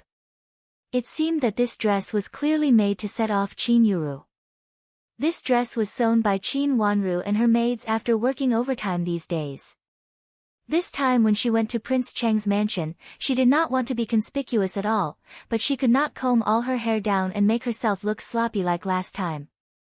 Qin Yuru was also very satisfied with Qin Wanru's attire, which was like a green leaf. She smiled at Qin Wanru, which was rare. She even deliberately looked at Qin Wanru's attire from top to bottom and nodded. "Second sister, your attire is really beautiful. Where did you find such beautiful material?" As she said this, she laughed in her heart. She tidied up a strand of hair that had fallen by her ear. She looked very flirtatious. "Big sister is more beautiful when you dress up. Big sister, please," Qin Wanru said lightly. Seeing that she was not in the mood to talk about dressing up, Qin Yuru smiled sarcastically. She picked up her dress and got off the carriage with Mei Shue's help. Qin Wanru also got off the carriage with Yu Jie's help. The carriage was very spacious. Qin Yuru came in first and occupied the innermost main seat. Mei Shue sat on her right side. Qin Wanru came in and sat on the left side. There was a window on the side. The curtain was lifted and the screen window was down, so they could see the scenery outside. Seeing that the two young ladies had sat down, the coachman raised his whip and slowly set off. It was still early, so they were not in a hurry to go out at this time. It was unknown when the sky started to snow sporadically. It fell one by one, and it was very beautiful. They came from Jiangzhou, so they were very fond of the snowy scene in the capital city. Qin Yuru also sat by the window on the right side of the carriage. She simply reached out and wanted to catch a snowflake. Unfortunately, the snow was not heavy and the direction of the wind was not right. She happened to be unable to reach it. Seeing the snowflake sliding in front of her, Qin Yuru looked at Qin Wanru's side reluctantly. If she reached out her hand in this direction, she would definitely be able to touch the snowflake. Qin Yuru had been very sullen recently. It was not easy for her to have such an opportunity to go out. She was secretly happy that Prince Cheng's mansion sent a strong invitation. Otherwise, she would not have any chance. Second sister, can we change to another window? Qin Yuru looked at Qin Wanru and said. No. Qin Wanru refused without hesitation. Why? Qin Yuru's face immediately darkened. No means no. You have already chosen before. Now you want to change again. Do you always want to change when you see someone good? Qin Wanru said without turning her head. This kind of neglect and contempt made Qin Yuru's face change dramatically. There was anger in her eyes, but she suppressed it immediately. When she went out, Nanny Huang repeatedly told her not to have any conflict with Qin Wanru again. She told her that Qin Wanru was a smart person at first sight. She had to endure it for the time being so that she could slowly step on her. She could not let her guard up. Second sister, I just want to see the snow on your side. If you are not willing to, then forget it. Why do you have to say such unpleasant words? I was wrong in the past. I listened to my mother and did not treat you as my sister. But now my mother has become like this. Do you still hate her? Qin Yuru looked a little sad. She lowered her head slightly and looked sad, as if she really thought of Madame D's injury and was sad. Big sister, we'd better not put on a show anymore. Qin Wanru tilted her head and glanced at her. Her smile became colder and colder. How can a person who can even murder her own mother care about others? This was the darkest place in Qin Yuru's heart, and it was also the thing in her heart that she did not want others to know. Being stabbed by Qin Wanru, she immediately couldn't pretend to be sad. She suddenly raised her head and looked at Qin Wanru viciously. She snapped, Qin Wanru, what nonsense are you talking about? Whether it is nonsense or not, you know it yourself. Qin Wanru said lightly. Big sister, now you are serving Madame D. Have you seen her resentful eyes? Do you think that if Madame D gets better, she will definitely want to strangle you? She said this very calmly and even had a gentle smile on her face. But in Qin Yuru's eyes, she was shocked and her fingers could not help trembling. These days, Madame D looked at her in a very strange way. There was a depth in her eyes that she could not understand. But occasionally, when she helped her drink the medicine, Madame D unceremoniously knocked the medicine beside her. It could be seen that Madame D hated her. Her biological mother hated her. Qin Yuru could not help panicking when she thought of this. Would Madame D get better? Would she get better? What should she do if she got better? What should she do if she got better? These questions were the most tormenting Qin Yuru recently. She even woke up in the middle of the night with a start. When she woke up, Madame D stared at her with a pair of eyes that were like that of a dead fish. She did not even blink. Then she stretched out a pair of withered hands to grab her throat. Ah! Qin Yuru screamed and held her head. First miss, first miss. I'm here. Don't be afraid. I'm here. Mei Shui said and reached out to hold Qin Yuru. Her anxious voice made Qin Yuru come to her senses. She grabbed Mei Shui's wrist with trembling fingers and pinched it hard. Mei Shui kept screaming in pain. After a long while, Qin Yuru came to her senses. She looked at Qin Wanru's face coldly. But this time, she did not quarrel with Qin Wanru. She leaned against the window and closed her eyes tightly. Mei Shui sat aside with tears in her eyes, holding her hand that was pinched in pain. Yujie looked at Qin Yuru with vigilance. She was afraid that Qin Yuru would hurt Qin Wanru. Qin Wanru did not care about it and continued to look out of the window. In fact, she and Qin Yuru had already fallen out with each other. Even the thing on the street had not been completely settled. But now everyone's focus was on the assassination of Prince Cheng. However, Qin Yuru always liked to show that she was like a sister in front of others, which really made others feel sick of her. It had not been a long time since the incident of beating and scolding in the street. Now she and Qin Yuru were intimate. Although some people thought she was generous, more people would think she was cowardly. Someone from Duke Xing's mansion should also come today. Madam of Duke Xing would definitely not let go of such a chance to make sure that Qin Yuru would come out. However, since it was Prince Cheng's consort selection banquet today and no elders were invited, old Madam of Duke Xing could not come out even if she wanted to. She had the chance, but she could not come in person. Even if she liked Qin Yuru, she had no chance.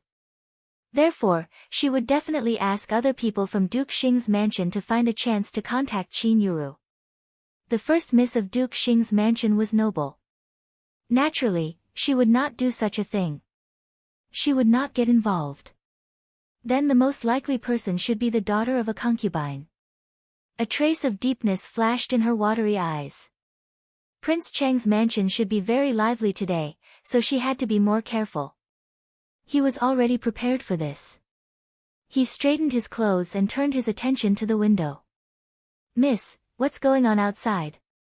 Seeing that Qin Yuru did not move, Yujie stuck her head to the window and helped Qin Wanru to look out of the window. At this time, the carriage was on the street. Although there were many people, it was completely different from the crowded scene in the past.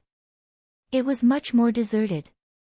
In addition, it was snowing outside, which made people feel that the whole street was shivering. The scenery outside the window became familiar.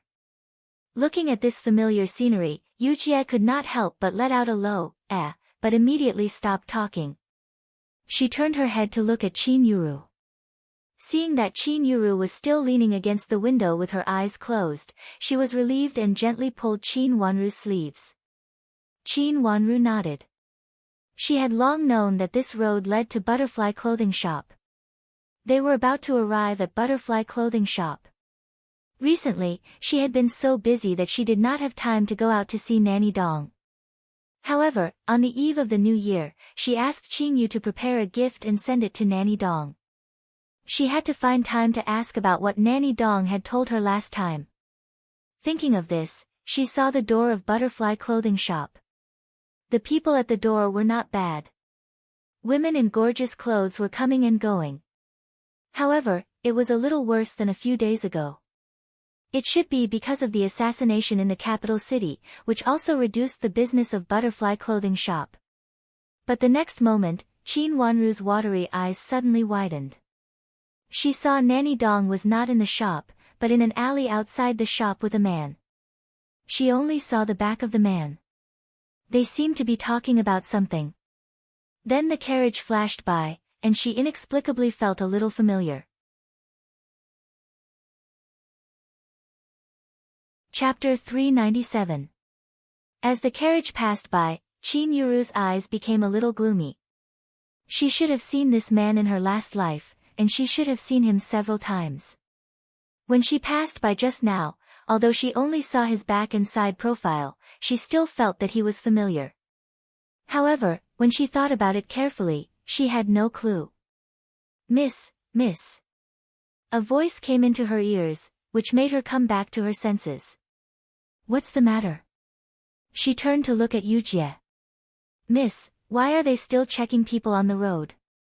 Yujie pointed at several soldiers in surprise and said. The carriage went all the way, and at this time, several soldiers appeared in their sight, and the carriage suddenly stopped. What's going on? Qin Yuru opened her eyes and asked. Mei Shui lifted the curtain and looked out. Miss, the road in front is blocked, and it is full of carriages. Go down and have a look. Qin Wanru thought for a moment and ordered Yujie. Yujie nodded and jumped out of the carriage. After a while, she returned to the carriage. Miss, the road in front is blocked, and it is said that they are looking for an assassin. This road is the road to Prince Cheng's mansion. Today, all the young ladies of Prince Cheng's mansion are here, so we have to check every carriage along the way, and we can only go after the check. Yu Jie reported. After the check. Are there many carriages in front? Qin Wanru frowned and asked. There are many carriages in front, and I just had a general look. Looking over, one carriage after another, I can only see the places where they are parked in the distance. Yu Jie said. What should we do? If we block all the way, I'm afraid it will be lunchtime. Qin Yuru said with a gloomy face. She finally had such a chance to come out, and she did not want to slip away under her eyes. For this opportunity, she even refrained from quarreling with Qin Wanru just now. Nanny Huang's words were in her ears, and she would not let the opportunity slip away, especially today. She came prepared. Qin Wanru ignored Qin Yuru's unkind words, and only lowered her head to think for a while. After a while, she said to Yu Jie, then wait. After saying that, she leaned against the wall of the carriage, and her long eyelashes fell on her eyes. It seemed that she was going to close her eyes to rest. How can we just wait like this? How long do we have to wait? Qin Yuru stretched out her foot and gave Qin Wanru a hard kick. What do you mean, big sister? Qin Wanru drew back her feet, slightly opened her watery eyes, and asked indifferently. Of course, let your servant girl ask around to see if there are any paths that we can take. We can't wait until the banquet is over. Qin Yuru scolded her anxiously. Nanny Huang said that it would be too late if they waited until the banquet. Big sister, if you feel that you can't wait, you can ask Mei Shui to inquire about the news. As for Xiaolu. Qin Wanru narrowed her eyes slightly, and a trace of sarcasm flashed in the bottom of her eyes. If the path can be taken, why do we need to stay here?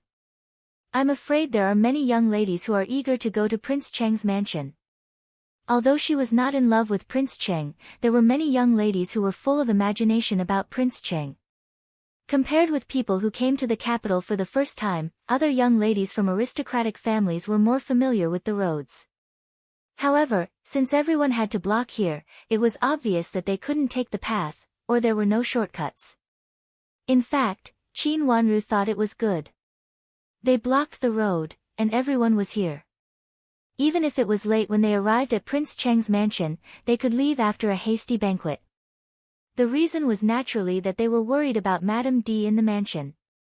Madame D was seriously injured, and the whole capital knew that Qin's mansion had been looking for miracle-working doctors everywhere recently.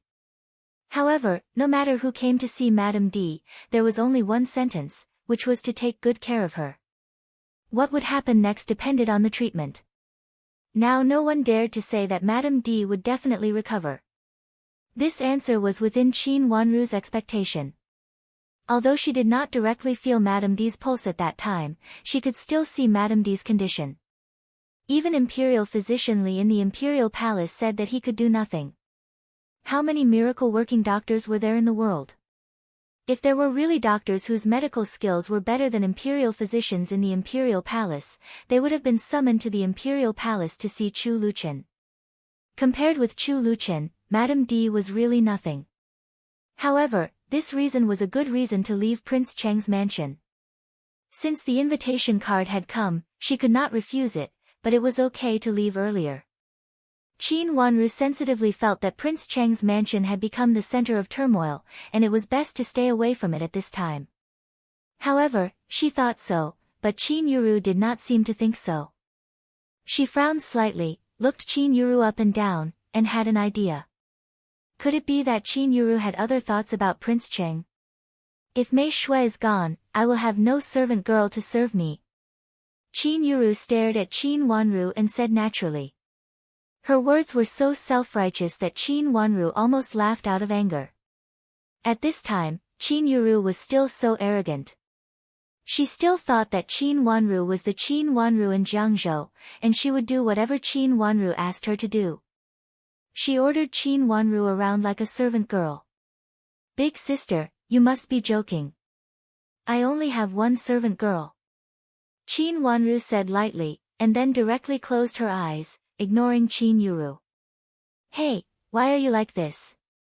Your servant girl seems to be smarter. What's wrong with doing more work? Seeing that Qin Wanru ignored her, Qin Yuru said indignantly.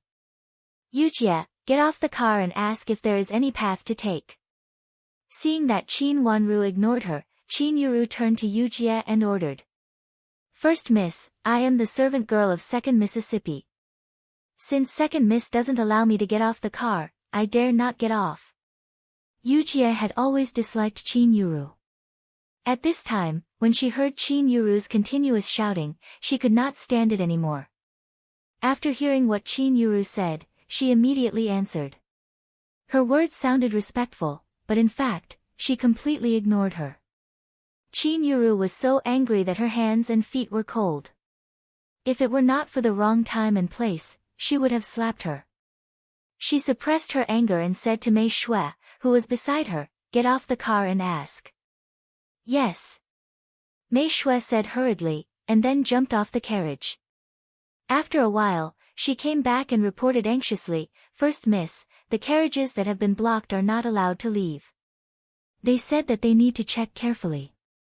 If the carriages of any mansion leave casually, they will bear the consequences. Sure enough, they were not allowed to leave. Although Qin Wanru did not open her eyes, she still heard it clearly.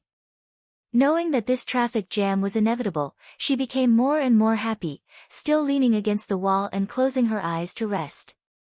What bad luck! Qin Yuru was also at her wit's end. She scolded bitterly and also wanted to lean against the wall and close her eyes to rest. But when she just closed her eyes, she opened her eyes in annoyance and raised her hand to lift the gauze curtain beside her so that she could see the scenery outside clearly. When will they come to check?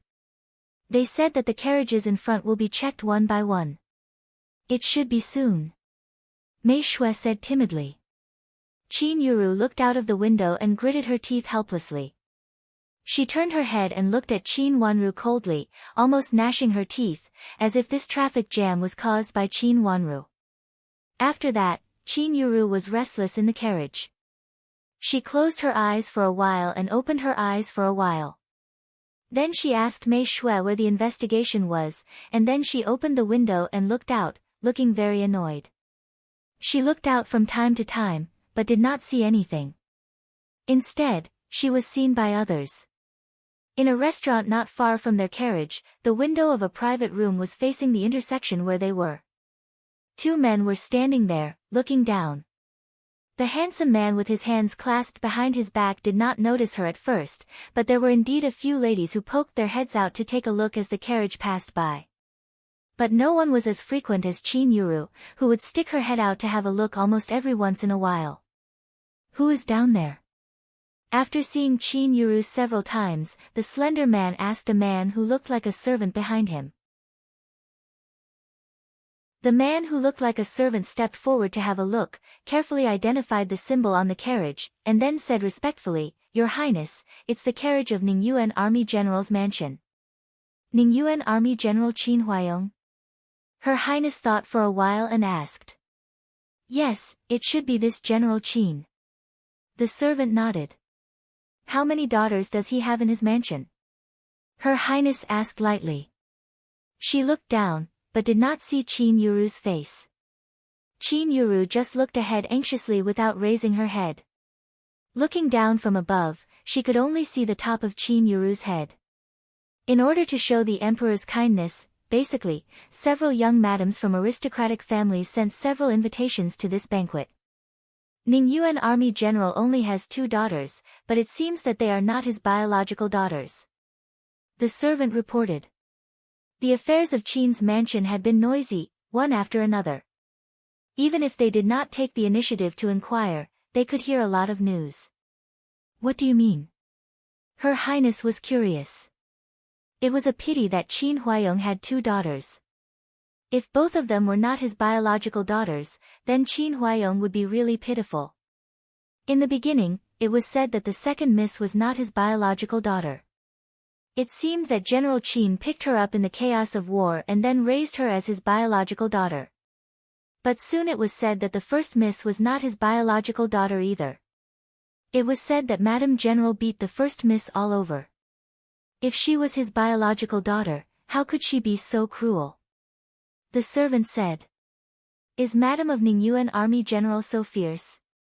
Isn't it said that when she was injured, she looked for doctors everywhere, even the imperial physicians in the palace, but all of them were at a loss? His Highness asked curiously. Recently, the most talked about thing in the capital city was the assassination of Prince Cheng. However, people could only speculate about it secretly. As for Madame D of Ningyuan Army General's mansion, everyone was talking about it openly. Using this matter to dilute the matter of Prince Cheng's assassination, people were also very willing to talk about it. It is said that she is not only fierce, but also very vicious. Because second Miss Qin is not his biological daughter, she even viciously wanted to kidnap her and sell her. After coming to the capital city, she even wanted to destroy the child in the belly of the co-wife of General's mansion. The servant connected all the rumors he had heard before without any embellishment. Chapter 398. Your Highness, in fact, not all of them are like this. Some women are very virtuous and generous, and they will not do such vicious things. The servant paused and said cautiously. His Highness waved his hand and said, I heard that the wife of Ningyuan Army General is the miss of Duke Yong's mansion. Even a miss from an aristocratic family, a noble one, behaves like this. Other women are even worse. Your Highness, this madam is the only one who is so vicious. You have never heard of such things in other families. The servant continued to persuade. There is no such thing. His Highness coldly raised the corner of his mouth and said, others just do it more secretly. They don't let you know, but it doesn't mean that everything is peaceful. It seems to be peaceful, but it doesn't mean that everything is peaceful. Your Highness, the servant still wanted to say something, but he was interrupted by His Highness rudely. His eyes flashed to the end of the long street, where Prince Cheng's mansion was and was also the place of inspection. One carriage after another was being inspected. When can we start the banquet? Your Highness, it is about noon. This time, it wasn't the servant who answered. Instead, it was a middle-aged monk who stood beside Her Highness. The monk looked a little burly, but he had a pair of delicate eyes that were completely different from his burly appearance.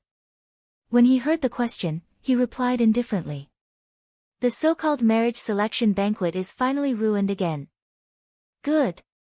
His Highness turned around and sat down on a chair beside him, looking relaxed. Your Highness, why did you ruin the marriage selection banquet? In fact, it is also good for Your Highness to choose a marriage. The burly monk was still standing by the window, looking at the winding carriage, and asked without turning his head. If I marry a bitch like Madame D, I would rather not marry her. Now I am much more free, and I won't have too many relationships. This was Prince Cheng. Hearing the monk's question, he smiled and raised his cup, but his eyes became cold. Your Highness, you can choose more and marry more.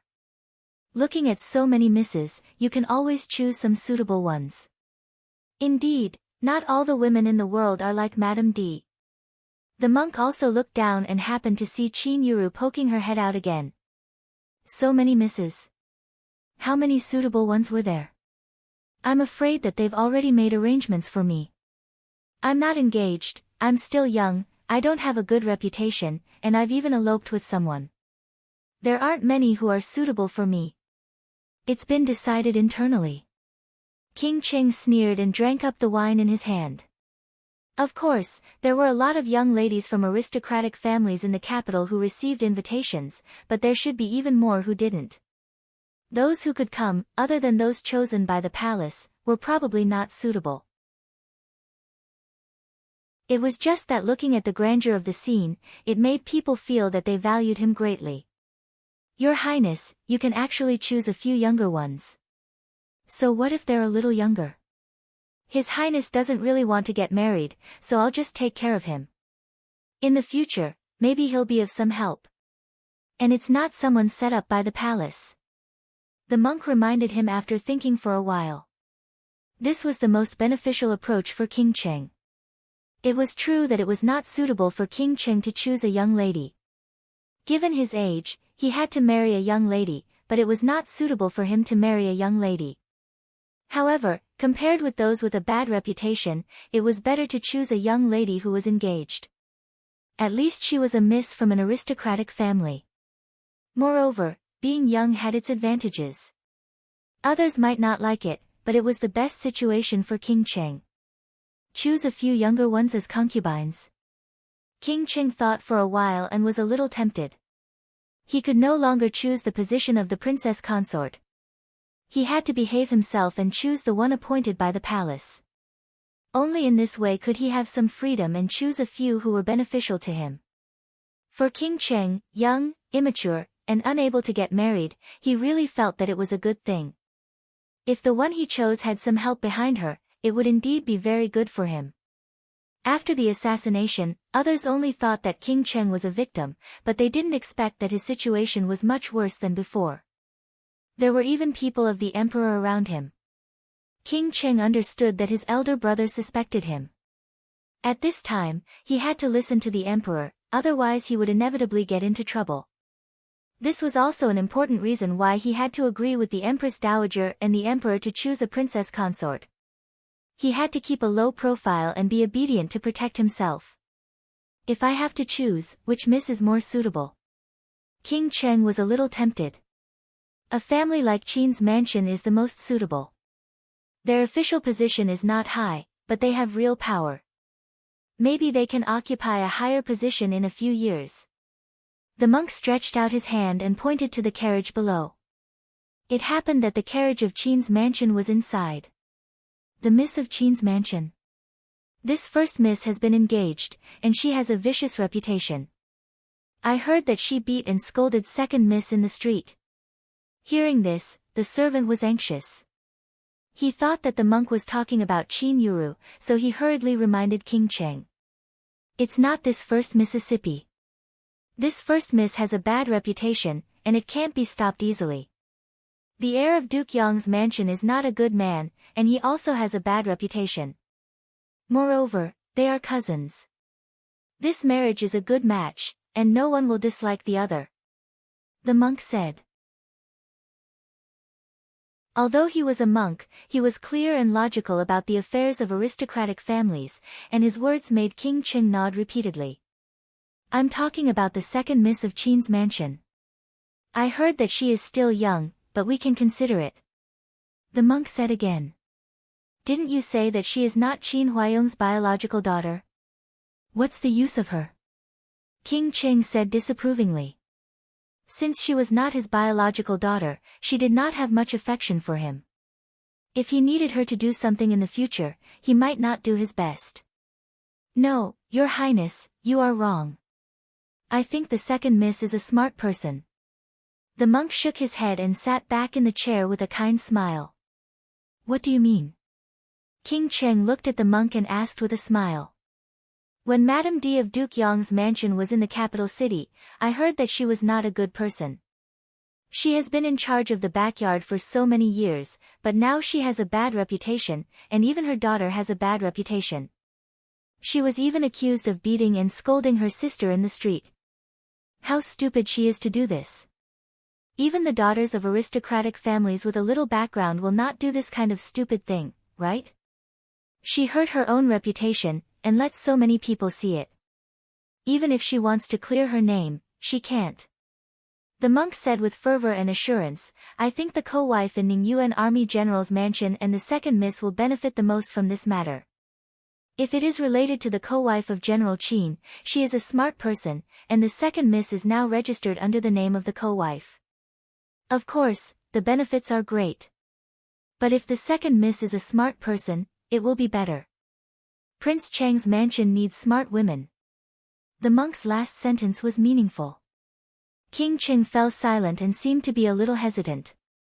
Your Highness, since you have to choose concubines this time, you have to choose a few who may be suitable or useful. Qin Huayong's status is not high, and it will not arouse the suspicion of the palace if you choose his daughter. She is a little young, but isn't it more suitable for your highness? You can get married a little later. The great monk concluded. That was to say, it was a good thing without any harm. Hearing what he said, King Qing nodded and said, as you said, I will choose a few young, potential and obedient misses from aristocratic families today. It doesn't matter even if I don't marry them first. I have decided on them first. King Qing would never consider those with a bad reputation, but a bad reputation might affect his reputation later, which was the last thing King Qing wanted to see. Master, please draw up a list for me later, and I will choose concubines according to this list. King Qing had an idea at this time, so he thought for a while and said. Your Highness, you are right, but everything in front of us. The monk raised his chin and pointed out the window. Go, tell someone that the assassin has been found. Prince Qing understood and gave an order to the servant with a smile. This thing was originally made up by him, and the so-called assassin was just an excuse.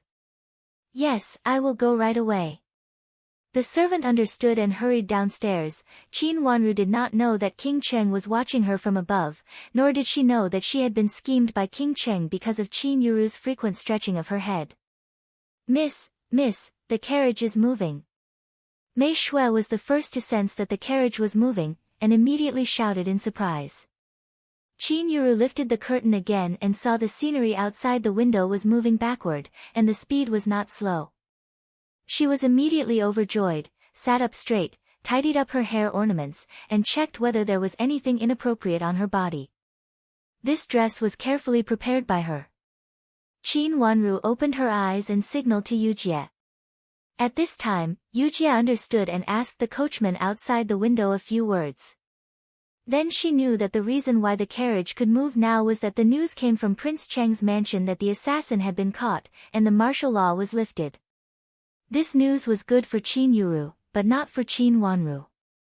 Looking at Qin Yuru, who was ecstatic, Qin Wanru's eyebrows twitched, and she suddenly had a bad feeling. Did Qin Yuru really have such a delusion? Her watery eyes glanced at Qin Yuru's beautiful face, and her eyes became more and more deep. Qin Yuru had better not think like this. Did she really think that she was a banknote, and everyone would like her and couldn't wait to marry her? Di Yan was her last choice, and also her only choice. The carriages stopped in Prince Cheng's mansion, and then slowly entered Prince Cheng's mansion one by one. There were many misses from aristocratic families here today, and the carriages of Qin's mansion were behind, so it took a lot of time to get here. Finally, they entered Prince Cheng's mansion and followed a group of carriages to the parking yard.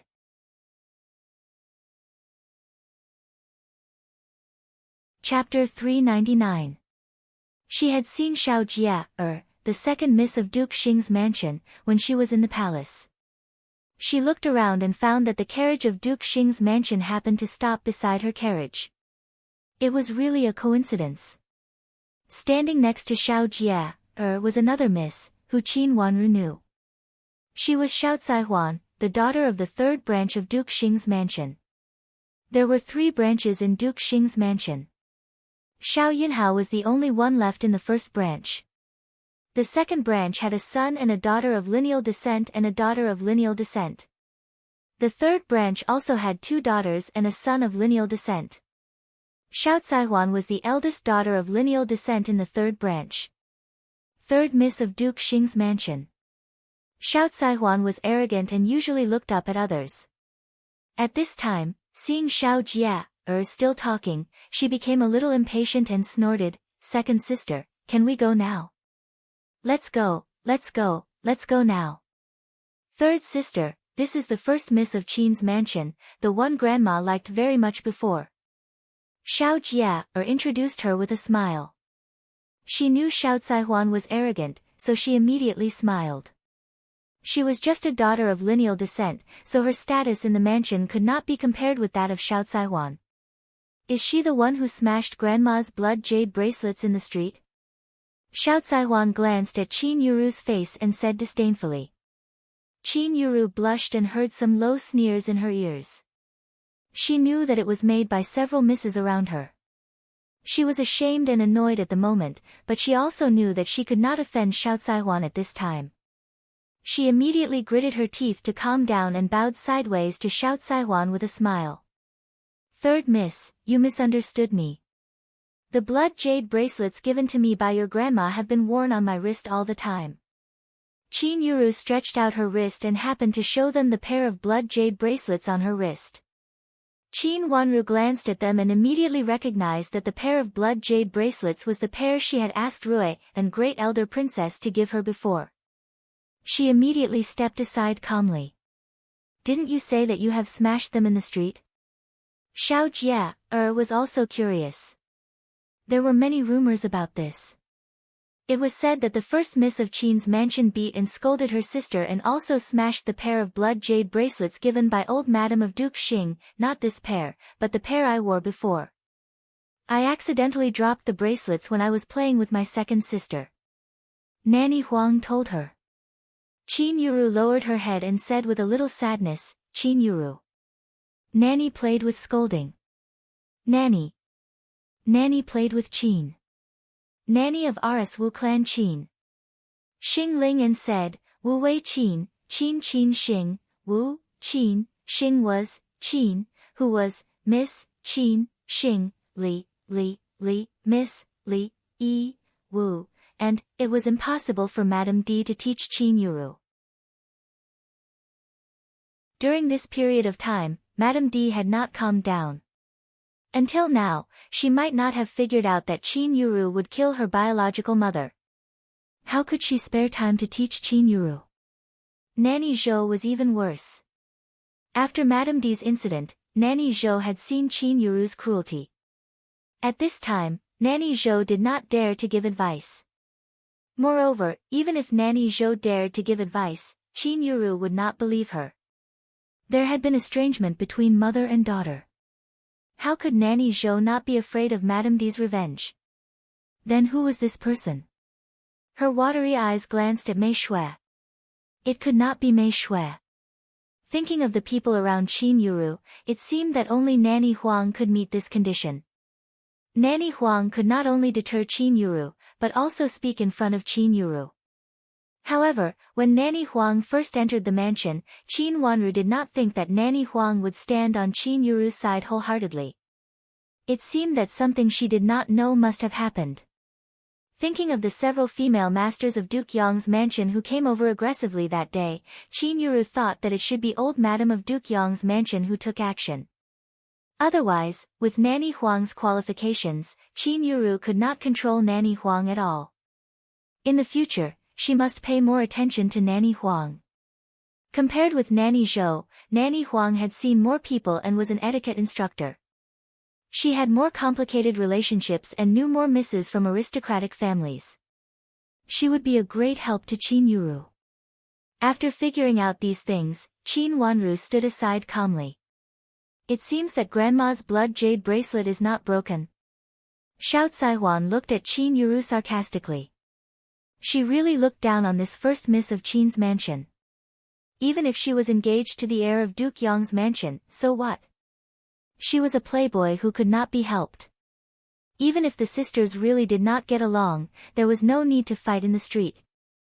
Not only would it be shameful, but it would also ruin their reputation.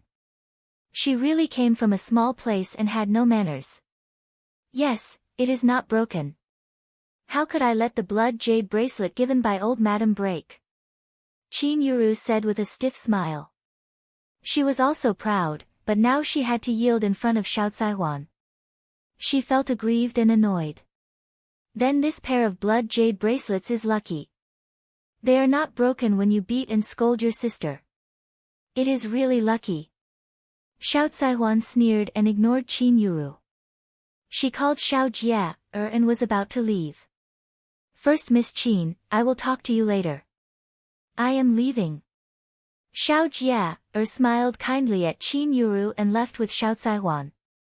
This time, Xiao Caihuan was the leader of entering Prince Cheng's mansion. As a daughter of a concubine, she had to follow Xiao Caihuan. Seeing the Xiao sisters leave and hearing the low sarcasm in her ears, Qin Yuru blushed. She was angry and resentful, but she suppressed the anger in her heart. When she entered Duke Xing's mansion and became the granddaughter of old madam, she would argue with Xiao Caihuan. She was just the daughter of the third branch of Duke Xing's mansion, and she entered the mansion in the name of the former heir of Duke Xing's mansion. Moreover, if she was recognized, Rui, an great elder princess, would also be her maternal grandmother, who was a real member of the royal family. Xiao Caihuan was not as noble as her. Thinking of this, she exhaled hard and exhaled all the depression in her heart. Then she squeezed out a smile and said to Qin Wanru kindly, "Second sister, let's go in." Qin Wanru nodded and followed Qin Yuru. However, she consciously moved away from Qin Yuru's shoulder and happened to walk behind her. Her attitude was neither cold nor warm, but she maintained her respect for Qin Yuru, or it could be said that she was alienated from Qin Yuru. Her attitude was actually the most appropriate. After all, she was still young and could not hide her emotions. It had not been long since Qin Yuru beat and scolded her in the street. It seemed too fake for her to be intimate with Qin Yuru. She was still young and did not know how to hide her emotions. Qin Yuru adjusted her footsteps and wanted to walk side by side with Qin Wanru to show more intimacy. At least, it seemed that she had forgiven Qin Wanru. She was different from Qin Wanru. Qin Wanru had the advantage of being younger than Qin Wanru, but she couldn't. If she couldn't be more intimate with Qin Wanru, there would be a lot of gossip. However, she slowed down, and so did Qin Wanru, still standing behind her. "Second sister, come up a little, let's go together." Qin Yuru looked back and said with a smile. "Big sister, please go first." Qin Wanru looked like she did not want to be close to her. Her long eyelashes fluttered twice, and she stepped back quietly. This time, the distance was wider than before. Qin Yuru was so angry that she almost changed her face. But looking at some misses around her, she had to smile stiffly and said, "Second sister, please help yourself." After saying that, she turned and walked inside. Qin Wanru kept this distance and walked inside. Along the way, many people pointed at them. It was really because what Qin Yuru did before was too shocking. When they did not see her, they did not care about this matter. Now seeing the sisters, all kinds of speculations, all kinds of curious eyes, and all kinds of whispers sounded around them. Qin Wanru calmly looked at the road under her feet and walked calmly. She looked indifferent, as if she did not hear the words around her ears. There were all kinds of malicious speculations about her. Some said that she deliberately provoked Qin Yuru to fight with her, and some said that the sisters did not get along well with each other in the mansion and often fought with each other, which was why they lost control on the street. Qin Wanru just pretended not to hear. Anyway, these misses were embarrassed to speak loudly, and after all, they were the minority. Most of them were targeting Qin Yuru. The more Qin Yuru listened, the angrier she became, especially when she heard several young madams talking about her marriage with Di Yan and some rumors about her. Her face twisted uncontrollably, and she almost turned around to confront them directly. Mei Shui saw the situation was not good, and hurriedly called out in a low voice, "Miss." Qin Yuru took a deep breath and tried to calm herself down. She could not help walking faster, only wishing to stay far away from these people. She could not say anything now because her status was not high enough to suppress others. When she became the granddaughter of old madam of Duke Xing's mansion and the granddaughter of Rui, and great elder princess in the future, those people still dared to look down on her and dared to talk about her. She would let them swallow all the words they talked about today. Qin Yuru quickened her pace, and Qin Wanru also sped up a little, still keeping a distance between her and her. "Prince Chen and Prince Zhou are here?" Prince Cheng asked in astonishment. He had changed his clothes again. He was wearing a gorgeous brocade robe and a jade crown on his head, looking a little more elegant. At this time, he was standing in a pavilion in the garden. The pavilion was on the rockery, which was a relatively high building in Prince Cheng's mansion. Standing here, he could almost have a panoramic view of the whole garden. This was also the position of Prince Cheng today. The so-called concubine selection had to be selected, even if it was just a formality, it had to be done once. However, although Prince Cheng was noble, he could not let these misses from aristocratic families walk in front of him one by one. Therefore, he came to this pavilion. If there was really someone he liked, he could just ask and come here. There was a pot of tea in the pavilion, and there was no one else. The curling smoke and the smell of sandalwood were very calming. The pavilion was on the rockery, and behind it was the balcony of a pavilion. It was very convenient to go up to the pavilion and then come down from the pavilion. Yes, Your Highness. It is said that it is the decree of the Empress Dowager. Shichi reported respectfully. Let them in. Since it was the decree of the Empress Dowager, Prince Cheng did not dare to take it lightly and said slowly.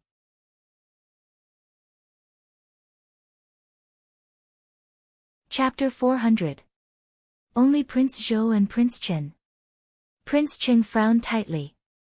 Yes, only these two princes. There are no other particularly eye-catching people. Shichi said. Has Great Elder Princess come? Prince Cheng stopped asking about this matter and changed the topic. Great Elder Princess has come just now and is greeting female guests inside.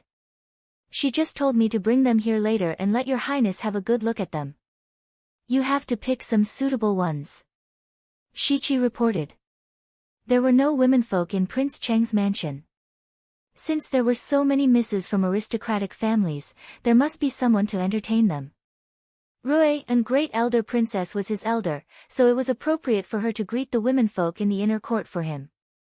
In addition, with her identity, if she liked someone, she could also have a say in front of Prince Cheng. Ask them to come here.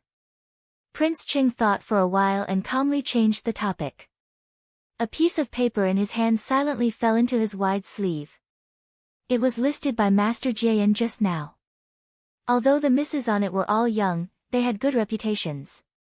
The first one was Qin Wanru's reputation. Although he thought they were all good, Prince Cheng thought that he still had to pick some. Otherwise, if he directly listed these names, the emperor would be suspicious again. Yes, I will go to ask the two princes right away. Shichi retreated with a smile. After a while, he led Chu Liuzhou and Chu Luchen up from below. Chu Liuzhou strode forward, while Chu Luchen was carried by several people in a wheelchair. His body was a bit askew as he sat on a wide chair. He wore a snow-white fox fur coat, and his face was even whiter than snow, giving off a sense of weakness. His jet-black hair was tied up high in a white jade crown, making his jade face look even more like snow. He was incomparably handsome, and also had a bit of nobility. However, because of his pale lips, this kind of handsomeness looked like a handsome young man walking out of an ink painting. He was less lively but more elegant. A few guards carried him to a pavilion and sat him down before respectfully retreating. Chu Liuzhou had already come over and laughed at Prince Cheng. I heard that you have something good to do, so I specially asked Imperial Grandmother for a decree. By the way, I want to see what kind of beauty can catch your eyes. Uncle Wang. Chu Luchen said faintly and coughed twice in a low voice. Xiao Xuanzi hurriedly went forward to pull the fox fur coat for him, and then carefully retreated behind him. Looking at the half-hanging curtains around the pavilion, Xiao Xuanzi relaxed his face. Obviously, he was worried that his master would be blown away by the wind. But even so, Xiao Xuanzi dutifully walked to the position facing the wind and told Shichi who was guarding there. Shichi asked someone to pull down the curtain facing the wind. Sit down. Prince Cheng said to Chu Liuzhou and then asked Chu Luchen with concern, are you feeling better? Why are you fooling around with Prince Zhou? His body is fine, but your body can't stand it. If something happens, your imperial grandmother will be distressed. Hearing this, Chu Liuzhou's face slightly froze, and he glanced at Chu Luchen. Although he remained calm, his eyes were a little colder. Even if Chu Luchen was like this now, Chu Liuzhou was also afraid of him. Chu Luchen calmly glanced at Prince Cheng, as if he did not see the slight change of Chu Liuzhou's face. He slightly raised the corner of his mouth and said, Uncle Wang, thank you for your concern. I am still in good health. Imperial Grandmother wants you to have a look at the selected misses. These are all the misses that Imperial Grandmother thinks are particularly good. Uncle Wang, do you want to have a look at them first? Chu Luqin said and glanced at Chu Liuzhou. Chu Liuzhou hurriedly put away his worries and took a decree from the little eunuch behind him. He handed it to Prince Ching respectfully and said, Uncle, please have a look. It is said that these misses are all excellent in reputation, family background and conduct. I don't know whether you like them or not. Are they the candidates for the princess consort that the emperor has chosen for me? Prince Ching sneered and took over the imperial edict with great respect. He was the adopted son of the Empress Dowager and had seen this so-called imperial edict many times. The Empress Dowager had always thought highly of him. At this time, there were no outsiders, so there was no need for the eunuch to specially announce the imperial edict. Opening the decree on the table, Prince Ching saw the names of the misses on it. Master Jia Yan was right. The misses chosen by the Empress Dowager for him were basically not too young. Once they were chosen, they could get married. Their reputation was not bad, and their family status was neither high nor low. Are they these? Prince Ching frowned after reading it. Uncle Wang, you don't like them? Prince Zhou asked with a smile and curiously leaned over to have a look. After reading it, he thought for a while and pointed at a name and said, I heard that this miss is a great beauty. Don't you like her, uncle? Prince Ching sat down with a wry smile. After taking a sip of the tea at hand, he said slowly in a low voice, in fact, I don't want to get married. However, the Empress Dowager has repeatedly asked me to get married and doesn't allow me to end the family line. But these misses. I really don't like them. Prince Zhou rolled his eyes and became more and more curious. What kind of girls do you like, uncle? The world is so big. Imperial Grandmother will always have a girl that uncle likes. Before he came here, he was repeatedly warned by his mother that he must let Prince Ching get married well. As for other things, they could talk about it later. In fact, I really don't like these misses. Although I haven't seen some of them, I have heard of some of their reputations. Although their reputations sound neither good nor bad, if they are really good, why haven't they been engaged for so long? Prince Ching sighed with a worried look. Marriage was a major event in life. It was normal for him to care about it at this time. Chu Luqin calmly picked up the cup of hot tea beside him and took a sip. Then he put it down and a smile appeared on his handsome face. Uncle, what kind of woman do you want to marry as your consort? Yes. Uncle, tell me what kind of girl do you want? There are so many misses from aristocratic families. Don't you like any of them? Chu Liuzhou did come here with the mentality of watching the fun today. This task was really asked by him. Of course, Chu Luqin was given to him by the Empress Dowager. Chu Liuzhou still didn't understand what Chu Luqin came here for. Did he also come here to watch the fun? When would Chu Luqin do such a thing? In the past, he was indifferent to him and even used to be arrogant with the help of the Imperial Grandmother. Did he intend to be arrogant in Prince Cheng's mansion this time? But he didn't look like that when he was polite just now. But if he said that he really came here for Prince Cheng's consort selection, it seemed weird and should not be true. Then what did he come here for? I didn't want to choose at first, but since the Empress Dowager said so, let's choose. But I don't like these girls. After all, the Empress Dowager's taste is a little different from mine. Prince Ching said with a distressed look. Prince Zhou seemed to have found a confidant. He patted the table hard and said, Uncle, you are right. The views of the Imperial Grandmother and the Empress Dowager are naturally different from ours. For this point, Prince Zhou also felt the same. He had almost succeeded in the concubine selection before. At that time, almost all the women that the Empress showed him were approved by him. None of the women that he had originally liked were in the list, but a few of the women that he didn't choose were in the list. Looking at the girls that the Empress chose for him, Prince Zhou objected at that time. But his objection was invalid in the eyes of the Empress. The girls that the Empress arranged for him were all misses from aristocratic families with excellent family backgrounds and good reputations. As for the appearance, the Empress said that it was okay as long as the girl was good-looking. Family background was more important. If it was not because of Chu Luchen that they didn't make a good choice, the Empress would have booked the girl for him at that time. Every time he thought of this, Prince Zhou felt lucky. Fortunately, Chu Luchen, the invalid, was here. Otherwise, he would have been forced to marry by the Empress Dowager at that time. A fair and graceful girl was the ideal wife of a gentleman. Even ordinary people knew that they should marry a beautiful girl. But why could he only marry a girl with a good family background? Prince Zhou was very unconvinced about this. At this time, when Prince Cheng said so, he immediately felt that he understood Prince Cheng's meaning. Prince Cheng clearly had a girl that he liked. But maybe because the girl was not good in all aspects, she was rejected by the imperial grandmother. Prince Cheng was very unhappy, so he said those words just now. Prince Zhou couldn't control his own marriage, but he wanted to help Prince Cheng. He immediately leaned over enthusiastically and lowered his voice, "Uncle, which miss do you like? How about I help you to mention in front of the imperial grandmother? Even if she can't be the princess, she is more than enough to be a concubine or a concubine." Chu Luchen sat sideways on the wheelchair and played with a jade pendant in his hand. He smiled lightly and glanced at Prince Cheng's face with a faint smile. "Actually, there is indeed a good girl, but she is a little young." Prince Cheng was a little embarrassed as if Prince Zhou had seen through his mind. "It doesn't matter if she is a little young. Uncle, you are also young." Prince Zhou wanted to help Prince Cheng get married, so he stood on his side wholeheartedly.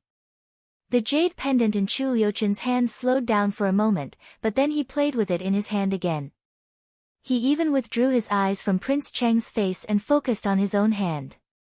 The jade pendant in his slender hand was as clear as water. At first glance, one could know that it was a rare piece of jade. She is really a little young. It is not convenient for her to get married immediately. Prince Cheng seemed to want to say more. He shook his head in distress and sighed softly. He smiled bitterly and said, "You are still young. You don't understand. Uncle, you look down on me, don't you? How can I not understand? There are already palace maids in the palace in my mansion. But I heard that my third brother has thrown them out of the palace." Prince Zhou looked at Chu Luchen with an evil smile and said evasively. Chu Luchen raised his eyes slightly and said lightly, "I don't accept ugly ones." Prince Zhou's smile became awkward and he glared at Chu Luchen, who lowered his head again. Did he mean that he even accepted ugly ones? This sick man was about to die, but he was still so sharp-tongued. He didn't want to talk to Chu Luchen anymore, so he simply turned his head to look at Prince Cheng and said confidently, "Uncle, tell me who you like. Tell me, and I will definitely help you to go to the palace to ask for an imperial edict. No matter who she is not the princess, so it doesn't matter if she enters the mansion a few years later." Prince Cheng hesitated for a moment and then said under Prince Zhou's encouraging eyes.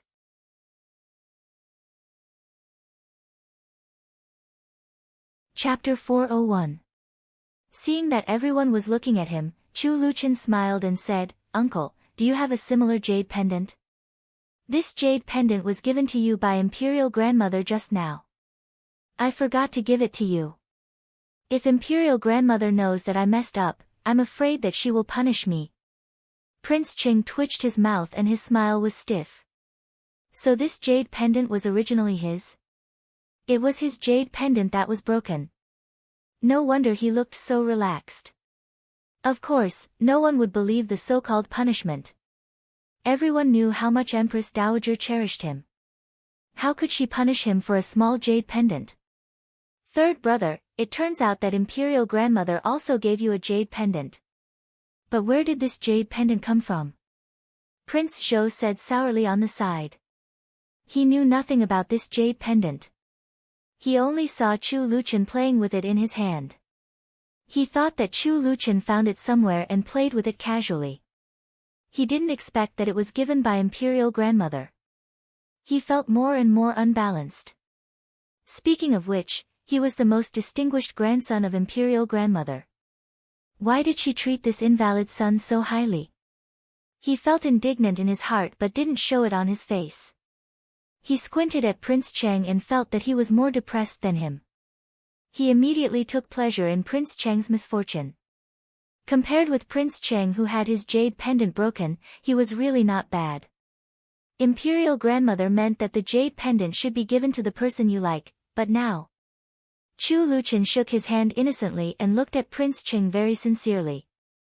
Uncle, if you have something similar, you can take one first. When I go back, I will give you a few pieces as compensation. Compensation?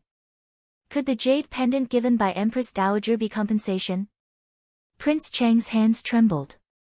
Even though he had cultivated in Buddhism for many years, the blue veins on his forehead could not help protruding.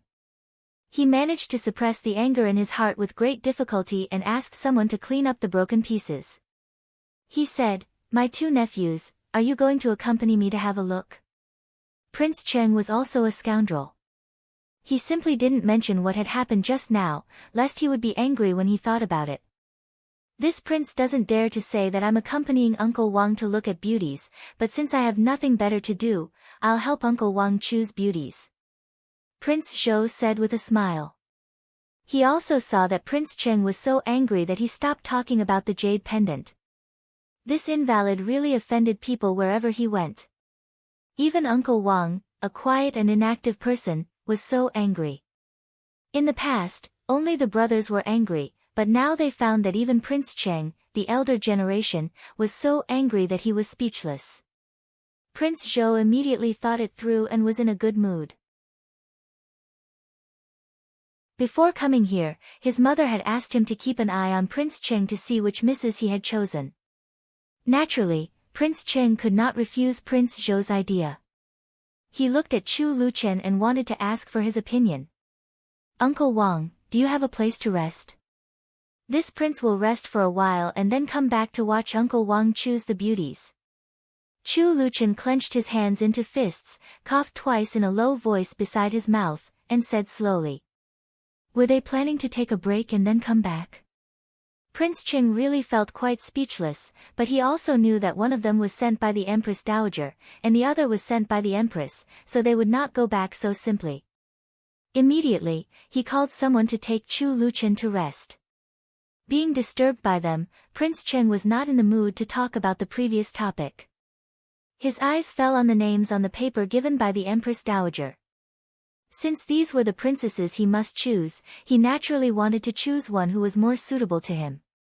Uncle Wang, which one do you think is better? Prince Zhou also became interested and leaned over.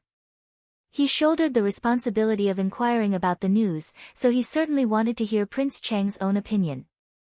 Prince Cheng was speechless for a while, and his fingers slowly moved across these names. It was obvious that he could not make up his mind at first glance. Uncle Wang, I heard that this miss is also very beautiful. Do you want to choose her? Prince Zhou eagerly pointed out the name of a Mississippi. This miss had a good relationship with the Empress's maiden family. If Prince Cheng could marry this miss, his relationship with Prince Zhou would be much closer. The place where Chu Luchen rested was also an attic in the garden, not too far from the pavilion where Prince Cheng was just now. This attic was not as high as the previous one, but sitting in front of the window, he could still see most of the scenery in the garden. From time to time, several misses passed by the attic, laughing and talking sweetly. Your Highness Prince Chen, what do you think of this place? Shiqi said respectfully. Xiao Xuanzi let go of the back of the wheelchair, stood up, and turned around with a bit of a picky look. Looking around at everything, he reluctantly nodded and said, Let's rest here. After saying that, he waved his hand and said, Go and report to your prince that there is no need to arrange people around our prince, in case of misunderstandings and inconveniences. Chu Luchen brought a few guards with him. After so many assassinations, no matter which prince went out, he would now bring some accompanying guards. Yes, I will go and report to our prince right now. Shichi nodded repeatedly and secretly breathed a sigh of relief. He was afraid that Xiao Xuanzi would ask him for guards. If something happened to Prince Chen under the protection of the guards of Prince Cheng's mansion, Prince Chen would definitely be involved. However, Prince Chen was not like the other highnesses. Just by looking at his body, it was obvious that he was prone to accidents. Who knew whether he would suddenly collapse? At that time, the Emperor and the Empress Dowager would all vent their anger on his prince. At present, it was the best not to use the guards of Prince Cheng's mansion. Shichi even thought that his guards should stay far away from Prince Chen. At that time, even if something happened to Prince Chen, it would be his guards' business and had nothing to do with Prince Cheng's mansion. After bowing to Chu Luchen again, Shichi retreated to the pavilion. He nodded and waved at a dark place. Immediately, a guard came out from the dark place on the roadside and said, "Don't keep an eye on here. Prince Chen is now resting inside. There are his people here. It will be inconvenient if you bump into them." Shichi pointed to several guards standing in the pavilion and said. He did not want Prince Chen to mistakenly think that Prince Chen was watching him. Several guards heard the noise here and all turned their eyes here. Those several pairs of cold eyes fell on Shichi, which made him shiver involuntarily. He ordered the guards of his mansion and left in a hurry. His prince also meant to stay away from this unlucky Prince Chen. This time, it could be said that it was because of Prince Chen that the matter had become so serious. If it weren't for Prince Chen's interference and the fact that he had fainted, it would have been impossible for his master to appear in front of everyone and get involved in others' attention. Now, he even had to be forced to marry an unsuitable princess. Every time he thought of this, Shichi would beat his chest and stamp his feet for his prince. At that time, it happened suddenly. In order to avoid attracting others' attention, his prince deliberately led people to Prince Chen's side. Unexpectedly, Prince Chen not only failed to play the role of a shield, but also exposed his prince in front of everyone. After so many years of rest, he slowly faded out of the public sight. However, because of a sudden assassination, his prince was noticed again and even caught the attention of the Emperor and Empress Dowager. It could be said that all this was because of this unlucky Prince Chen. If it were any other prince present at that time, it would not be possible to make things like this now. Of course, there was still a point of doubt in this. Prince Chen, who was so sick, was holding a woman in his arms at that time. Who was she? When did Prince Chen have a woman he liked? Regarding this point, both Prince Cheng and Shichi could not figure it out. Moreover, in that situation at that time, Prince Cheng did not dare to monitor Chu Luchen too much. Therefore, when he saw the person leave, he finally disappeared. Was this person real or fake? Was it a man or a woman? Was it young or old? Everything was confusing. Shichi did not dare to say that the person at that time must be a young miss from an aristocratic family or a prostitute in a brothel. If it was a prostitute in a brothel, it was most likely to be a young girl. Of course, all of this was just his Wang Ye's guess. Shichi felt that this Wang Ye was so sick, yet he still thought about women. Even if he was healthy now, there was nothing to worry about. Maybe his body was ruined by women. The so-called rumor outside that Prince Chen was not interested in women and threw out all the palace maids in the palace and even killed them might be an exaggeration. His master looked down on Prince Chen more and more. He thought that Prince Chen was just a sick playboy who relied on the Empress Dowager's power. It was better to stay away from him than to deal with him. He didn't want his bad luck to spread to his Wang Ye. Chu Luchen sat in the wheelchair and watched Shichi leave. Then he slowly patted the railing of his chair. "Master." Xiao Xuanzi hurried over. "Go and bring the little girl here." Chu Luchen slightly closed his eyes, leaned back and said lightly. "This is Prince Cheng's mansion." "Master, aren't you afraid that Prince Cheng will find out?" Xiao Xuanzi said worriedly. Although he saw Shichi leave, there might be other people here. After all, this was Prince Cheng's mansion, and the terrain was not as familiar as that of Prince Cheng's mansion. Chu Luchen slightly closed his eyes and snorted coldly. At this time, she also dares to come. Since she is here, why should she care about where to go? Master, I'm afraid that second miss has to come here. Prince Chang's mansion has sent invitations. I heard that they can't not come this time. The two misses of Qin's mansion happen to be suitable, so I said it. Xiao Xuanzi explained for Qin Wanru with a smile. Suitable?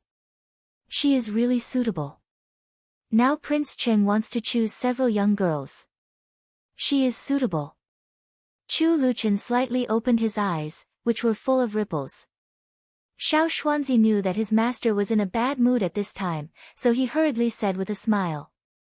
Go and inform Rui and Great Elder Princess that Prince Cheng may choose some young misses. Even if they are not married now, they can be a backup. Let Great Elder Princess pay attention to them. Chu Luchen snorted coldly and didn't want to investigate further. Yes, I will inform Rui and Great Elder Princess later. What about second Miss Qin? Xiao Xuanzi nodded and bowed.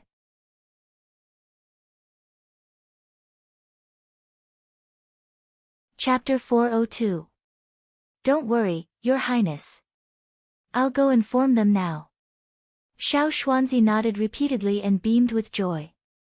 He knew that his master treated second Miss Qin differently. Just now, when Prince Cheng was about to say which young lady he liked, the jade pendant in his master's hand was broken. That jade pendant had always been in his master's hands. How could it be broken so easily? Look, it's broken just right.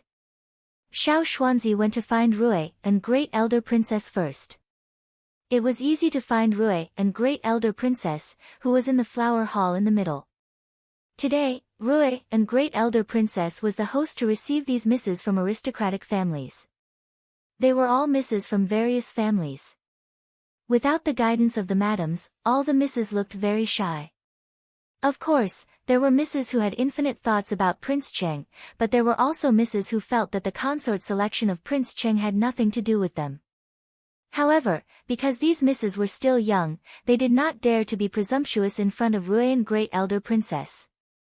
Xiao Xuanzi looked at an old maid beside Rui and Great Elder Princess and waved to her. The old maid hurried over. Surprisingly, he knew her, which made things easier.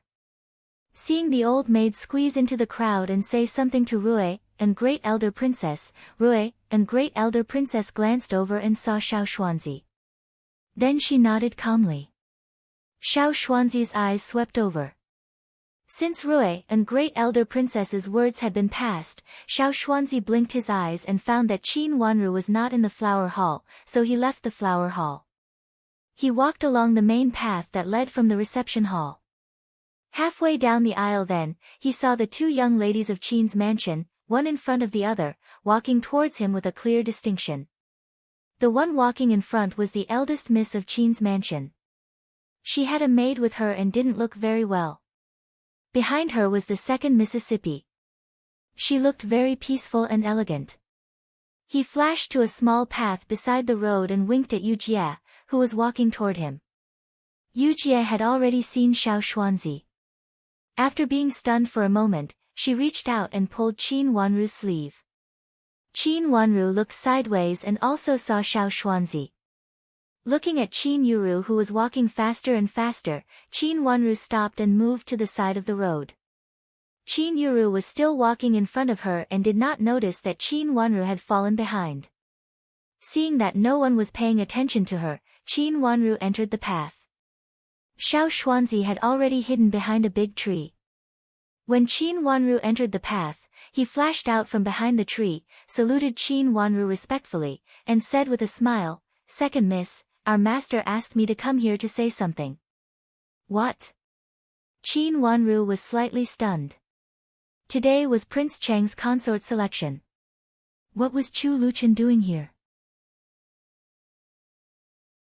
However, since this person had always been elusive, she was only stunned for a moment before she regained her composure.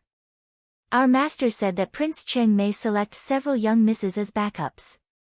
He reminded second miss to be careful.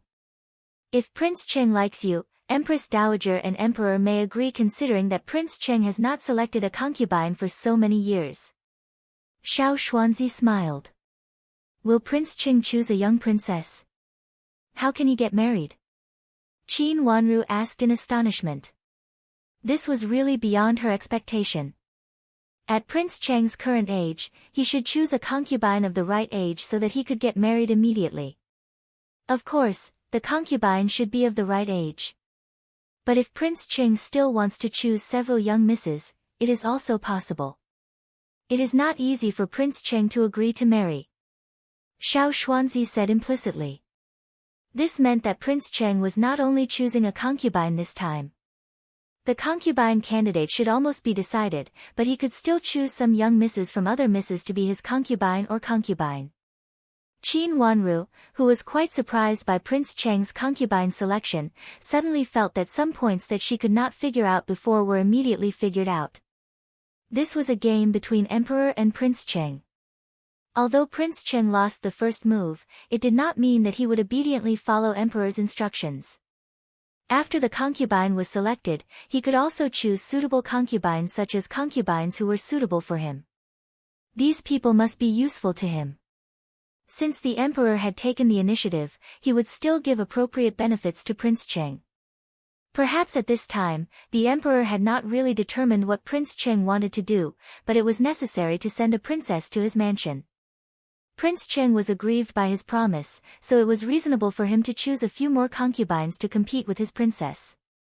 Originally, she thought that this matter would have nothing to do with her. With Prince Cheng's age, it was impossible for him to connect it with her. But now she suddenly felt that she was careless. Compared with others, she was really very likely. Her father Qin Huayong's official position was neither high nor low, and he was a person with real power in the army. If she could win him over, it would be very beneficial. In addition, Qin Huayong's military power was not great now. Even if he was won over by Prince Cheng, Emperor would not feel anything for a while. If Qin Huayong was promoted in the future, he would be of greater help. Is it possible that Prince Cheng will choose me? Qin Yuru said bluntly. Xiao Xuanzi said with a flattering smile, our master thinks it is very possible. Second miss, you need to be careful. I have just reported to Rui, and Great Elder Princess. With the protection of Great Elder Princess, second miss will naturally be much safer. Remember not to wander around. Today, not only our master but also Prince Zhou came to the mansion. He meant that Qin Wanru not only had to be careful of Prince Cheng, but also Prince Zhou. He was not a person to be trifled with. With his identity as the legitimate son of the Empress, he was much more distinguished than the other princes. Prince Cheng doesn't worry that I am not my father's biological daughter. Qin Wanru understood the meaning of these words. The only thing she did not understand was why Prince Cheng did not get rid of her. Although Qin Huayong was suitable in all aspects, if she was not Qin Huayong's biological daughter, the so-called suitability would not play any role at all. Moreover, it was possible that she would waste the position of concubine. Even for princes, there were not many concubines on the imperial certificate. 1 concubine, 2 concubines, and 2 concubines. There were only a few places for a prince to let his wife and concubine on the imperial certificate. There were no more than 5 people in total. Second miss, the imperial family has never been afraid of having a few more concubines. Even if it is not for this reason, it can also be for that reason. It is just to raise one more person in the mansion. Xiao Xuanzi hinted to her. Qin Wanru was frightened and a trace of surprise flashed in the corner of her eyes. She was really careless and took it for granted. She used her own idea to change Prince Cheng's idea. If it was really as Xiao Xuanzi said, it was really very likely, or really dangerous. Even if Prince Cheng would not give a concubine, he could also bring a woman he liked into Prince Cheng's mansion. Prince Cheng's reputation was damaged, which was enough to let him bear the responsibility. Because of the damage to his reputation, how dare he ask for a concubine? Thank you so much. Qin Wanru thanked him. Second miss, you are welcome. Xiao Xuanzi smiled and bowed to Qin Wanru, and then left from the side road. He had been to Prince Cheng's mansion many times, so he was quite familiar with the way of Prince Cheng's mansion. It was inconspicuous to go back from that road, and he did not pass by the rockery of Prince Cheng and Prince Shou. Qin Wanru did not leave immediately. She slightly lagged behind and then slowly walked out from the previous road, as if she just walked a few more steps because she was greedy for the scenery. Then she followed a group of misses to go inside again. But when she arrived at the largest flower hall, she did not see Qin Yuru. She could not help but frown slightly. If Qin Yuru also walked along this road, she would definitely appear here at this time. Seeing Qin Wanru appear, Nanny Gao, who had been waiting there for a while, was immediately overjoyed. She hurriedly came to Qin Wanru and bowed sideways to her. Then she said with a smile, "Second Miss Qin, you are finally here. Our princess is waiting for you." "Waiting for me?" Qin Wanru said in surprise. Before the truth was revealed, didn't she tell her grandmother to keep a distance from her? "Yes, she is waiting for Second Mississippi. Just now I heard that Second Miss is also here. Our princess is waiting for Second Miss to come. Our princess has always been very grateful for what you have done for Master Hao," Nanny Gao said with a smile. Her voice was neither high nor low, but it was enough to be heard by the people around, which solved the doubts of the people around. It turned out that it was because Qin Wanru saved Xiao Yuanhao. In fact, it was not Qin Wanru who saved him. Unexpectedly, Great Elder Princess was so sentimental. As long as she met Qin Wanru, she would definitely call her over. Several misses were secretly jealous. At that time, they were actually also in Rui and Great Elder Princess Mansion. Why didn't they find Master Hao who was in trouble? Otherwise, Rui and Great Elder Princess would look up to them at this time, instead of Qin Wanru who came from a small place in the countryside. But now it was over, no matter how jealous they were, they could only look at it helplessly and make way for Qin Wanru. They watched Qin Wanru being led to Rui and Great Elder Princess by Nanny Gao's attentive smile. Rui and Great Elder Princess sat on the high seat and had seen Qin Wanru from a distance. Her face was full of smiles and she was in a good mood. Her granddaughter was lost and found again. Moreover, she was so considerate to her, which really made her happy. Seeing Qin Wanru coming to salute, she immediately stood up, took her hand and let her sit on a chair on the side. "Wanru, you accompany me today. Don't run around. The scenery of Prince Cheng's mansion is similar to that of our princess mansion. There is nothing to see here," Rui and Great Elder Princess said with a smile. Rui and Great Elder Princess first thought of Qin Wanru when she heard that Prince Cheng wanted to marry several young misses as concubines. She was afraid that Qin Wanru was too young to understand, so she asked Nanny Gao to guard at the door. Seeing Qin Wanru come in, Nanny Gao immediately asked Qin Wanru to follow her and dared not let her run around.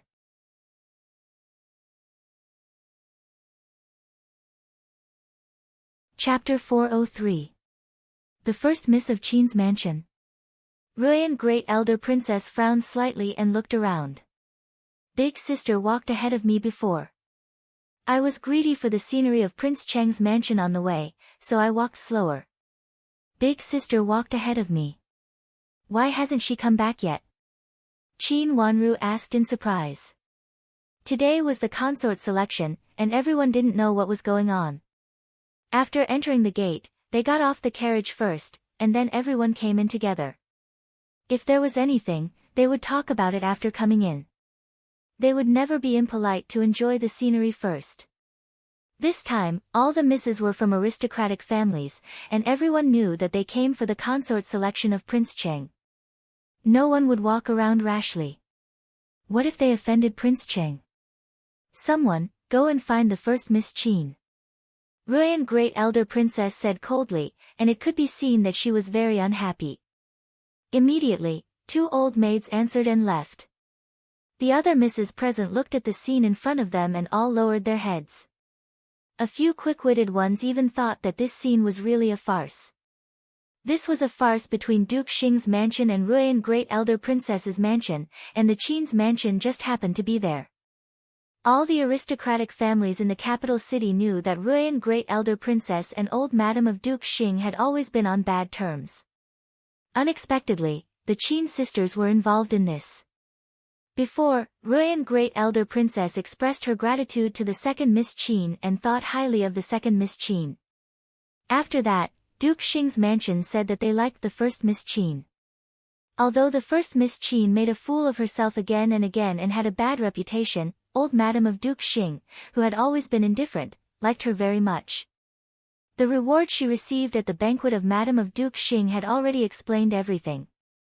Originally, everyone thought that the next thing was that old Madam of Duke Xing would recognize her as an adopted granddaughter. After all, old Madam's meaning was very clear at that time. However, they didn't expect that the first Miss Qin had a new scandal.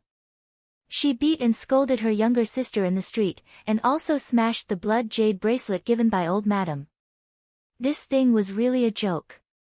She didn't know why old Madam of Duke Xing's mansion had such a bad taste. She actually chose such an inferior person to fight against Ruyan Great Elder Princess. Look at her today. She even has the face to come here. After coming here, she is still restless and walks out like this. I wonder if she is Prince Xiao Xiangcheng. It is said that she is engaged to the heir of Duke Yong's mansion, and it is a marriage between cousins. It is also said that she was engaged when she was in Jiangzhou, but in order to enter the capital city and marry the heir of Duke Yong's mansion, she broke the engagement. Because of the previous rumor, and now that they heard that she disappeared inexplicably, everyone couldn't help but speculate maliciously about this first Miss Qin. Is he going to make the first move to gain the upper hand? Thinking of this, several young madams who were also interested in Prince Cheng could not sit still. They twisted their bodies and secretly looked at Ruyan Great Elder Princess who was sitting on the top. Great Elder Princess's face was not very good, so they had better not hit the muzzle. Yujie, you also go to look for her. I will stay here to accompany Great Elder Princess. You don't need to serve me. Qin Wanru thought for a while and ordered Yujie in a low voice. Yujie hesitated and looked at Ruyan Great Elder Princess, seeming to be not very relieved. The old maid who went there just now doesn't know big sister. It is more convenient for you to look for her. Be careful and don't make any trouble. Let big sister come here quickly. Seeing that Yujie was not very willing, Qin Wanru said softly. Her voice was not loud and even lowered, but it made people who heard it think highly of this second Miss Qin. Compared with the first Miss Qin who seemed to have bad intentions at first sight, this second Miss Qin was decent. Although it was said that the relationship between the two sisters was not very good, anyone would feel bad if they beat and scolded each other in the street. Moreover, the second Miss Qin was still young and might not know how to hide her emotions. But even so, she could still take the overall situation into consideration and ask someone to look for the first Miss Qin first. She was even afraid that something would happen if she couldn't find her, so she asked her only servant girl to go with her. It could be seen that she was really considerate. Everyone thought so and increasingly felt that Qin Yuru had gone to do some shady business. Without Great Elder Princess's order, no one dared to go out and could only sit there and make wild guesses. Hearing Qin Wanru's words, Yujie unwillingly bowed sideways and left in a hurry. When Ruyan Great Elder Princess saw that Qin Wanru lacked servants, she sent a servant girl to Qin Wanru and asked her to serve Qin Wanru. Great Elder Princess, there are so many people here today. After expressing her gratitude to Ruyan Great Elder Princess, Qin Wanru's eyes fell on several young madams who were sitting restlessly on the side. These young madams kept looking out. Especially when she mentioned Qin Yuru just now, there was a little more anxiety on their faces. There are indeed a lot of people here today. Many aristocratic families have received invitations. Ruyan Great Elder Princess nodded and said. Seeing Qin Wanru's well-behaved look, she was in a good mood again. One of the important reasons why she was willing to be the host and help Prince Qing entertain the womenfolk of the inner court was that she was afraid that Qin Wanru would suffer losses. There are so many people here. Can they all sit down? Qin Wanru looked around the flower hall and said with her watery eyes wide open. Her words reminded Ruyan Great Elder Princess that she came here today not only to entertain these young madams.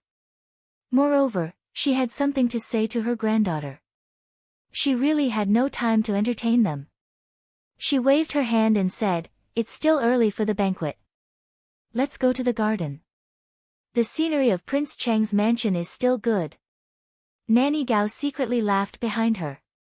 Just now, Great Elder Princess said to second Miss Qin that the scenery of Prince Cheng's mansion was not so good and it was almost the same as that of Great Elder Princess's mansion.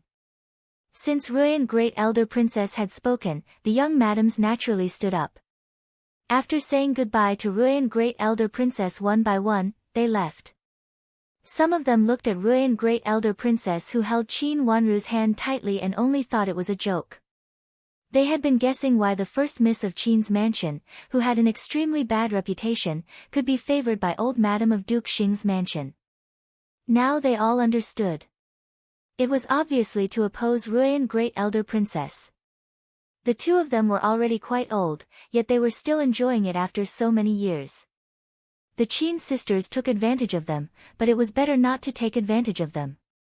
As for Ruyan Great Elder Princess, old Madam of Duke Xing disliked them as much as she liked them, and Ruyan Great Elder Princess would definitely hate them as much as old Madam of Duke Xing liked them. In this way, Qin Yuru did not have much advantage and it was uncertain what would happen in the end. As for second Miss Qin, she was still young and it was too early to say anything.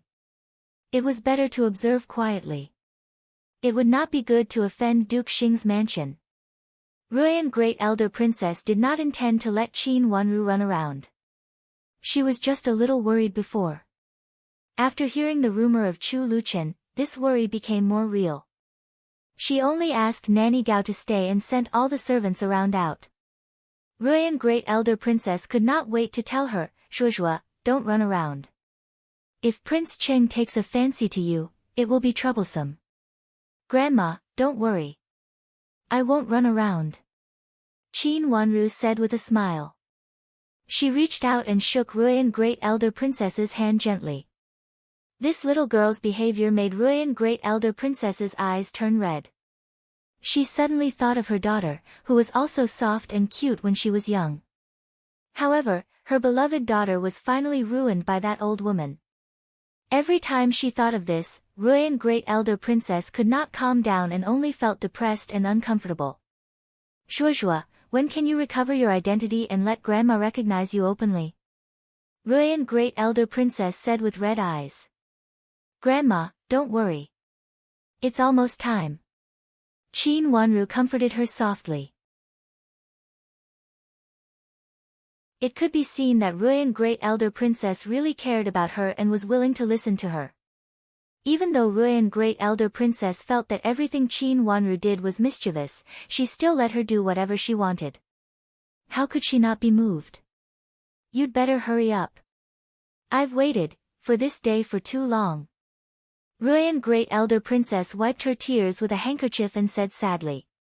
"Great Elder Princess, look. Isn't this a happy thing? Why are you sad again? It won't be long before second Miss comes back to you. Don't cry." Nanny Gao comforted her with a smile. Her words made Ruyan Great Elder Princess happy. She nodded and also felt that she worried a little too much. If her granddaughter was a little smarter, she would not make the same mistake as her daughter at that time. But when she thought of Qin Yuru, she couldn't help but become serious and said, "What is your good big sister doing here today? And I don't know where she has gone secretly. Does she really dare to have a crush on Prince Cheng?" Prince Cheng was also her nephew. She was not willing to let her nephew have such a notorious woman in his mansion. "Grandma, let's go to the garden together. Maybe we can see her." Qin Wanru smiled slightly and said calmly. She had already told Yujie before, and Qin Yuru should also go there to find her. Did she really go to find Prince Cheng? Ruyan Great Elder Princess frowned and said unhappily, "Did she forget that she has been engaged?" "Grandma, you will know after you go and have a look." Qin Wanru said with a smile and pulled Ruyan Great Elder Princess to stand up. Being pulled by her helplessly, Ruyan Great Elder Princess had to stand up and said, "Don't leave my side and always follow me. Do you hear me?" "Yes, Grandma. I will listen to you," Qin Wanru said with a sweet smile. Her long eyelashes fluttered, and there was a little coldness in her watery eyes. "Grandma, if we go there at this time, we may see a good farce." Prince Cheng was not Qi Tianyu, who could not be schemed against by anyone.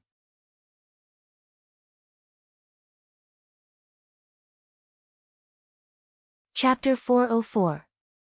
Qin Yuru left in a hurry. She did come to Prince Cheng's mansion with an ulterior motive.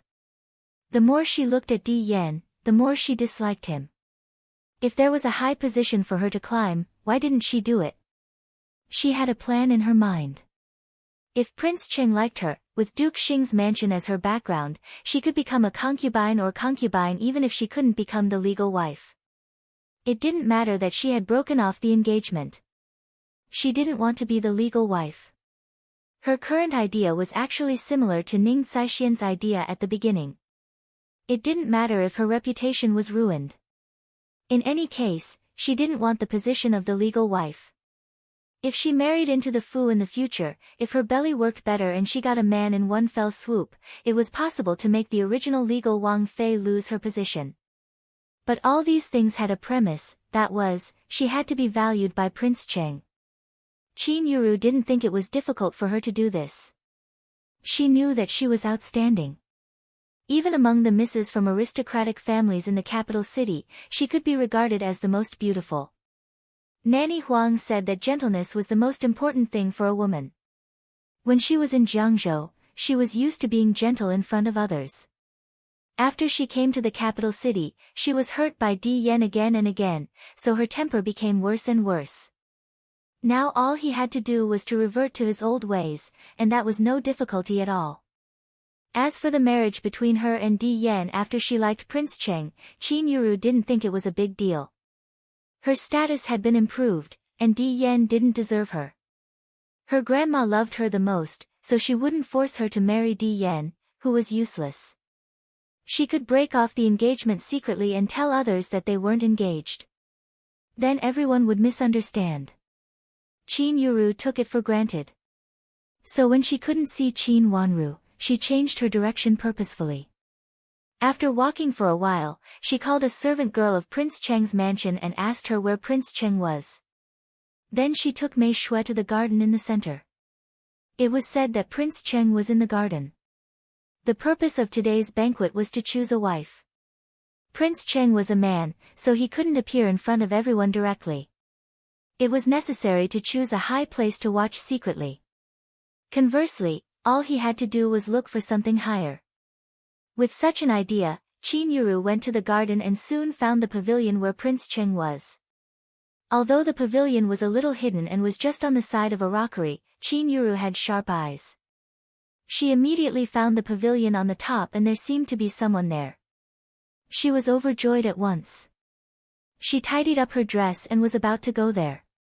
Her sleeve was suddenly pulled by someone. She looked back in surprise and saw Xiao Jiaer's face. "Miss Qin, where are you going?" Although Xiao Jiaer was kind to her, Qin Yuru felt it was inappropriate to say this kind of thing. She pretended to be indifferent and said with a smile, "I'm a little bored, so I just want to take a walk." "This is Prince Cheng's mansion. You can't wander around," Xiao Jiaer warned her. In fact, she had already arrived at the flower hall and greeted Rui, the great elder princess. After that, she came back to find Qin Yuru. She brought a message from Madame of Duke Xing, "There are too many people. It's really uncomfortable." Qin Yuru looked uncomfortable. "You come with me." Xiao Jia thought Qin Yuru was really uncomfortable. She blinked her eyes and pointed to a winding corridor in the corner. The winding corridor was a little far from the pavilion on the rockery, and it was also a little remote. Qin Yuru was very reluctant to follow them. However, Xiao Jia seemed to be familiar with her and pulled her to walk over. First Miss Qin, my mother wants to know what is going on in your mansion. What happened again? What is your mother doing this time? When Qin Yuru sat down, Xiao Jie's face immediately became serious and she used the original words of Madame of Duke Xing. If Madame D hadn't made trouble again and again, Qin Yuru would have been in Duke Xing's mansion. Qin Yuru was a little unhappy. No matter how bad Madame D was, she was her biological mother. Moreover, she was acting like this now. Thinking of this, she felt a little guilty. Xiao Jie was just a daughter of a concubine. How could she look down on her mother in her words? Even if she was a messenger, it was a little too much. Didn't I tell the first miss of your mansion before? Why do you ask again? Qin Yuru's face turned cold and she said with a bad attitude. Hearing her answer in this way, Xiao Jie was also unhappy. Qin Yuru was just a miss from an ordinary family who was favored by her grandmother. Did she really think she was the daughter of the lineal descent of Duke Xing's mansion? Big sister is very busy. How can she have so much time to care about your affairs? Xiao Jie's face darkened and she said. First miss asked me something, but didn't tell your mansion's madam about me? Qin Yuru was stunned for a moment and said with her eyes wide open in astonishment.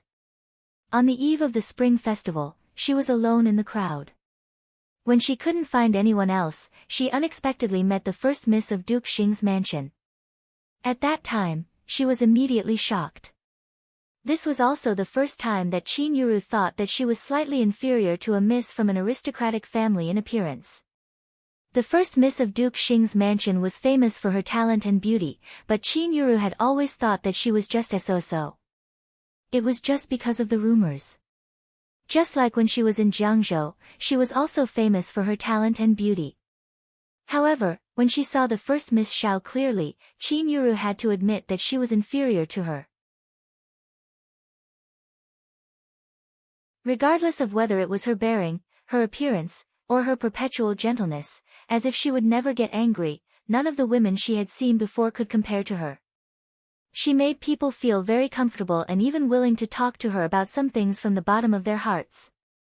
Therefore, when Xiao Yenru invited her to have a seat after she told Qin Yuru her identity, Qin Yuru immediately agreed. At that time, she had the intention of making friends with Xiao Yenru. Later, no matter what Xiao Yenru asked her, she told Xiao Yenru everything and even revealed some information about Jiangzhou.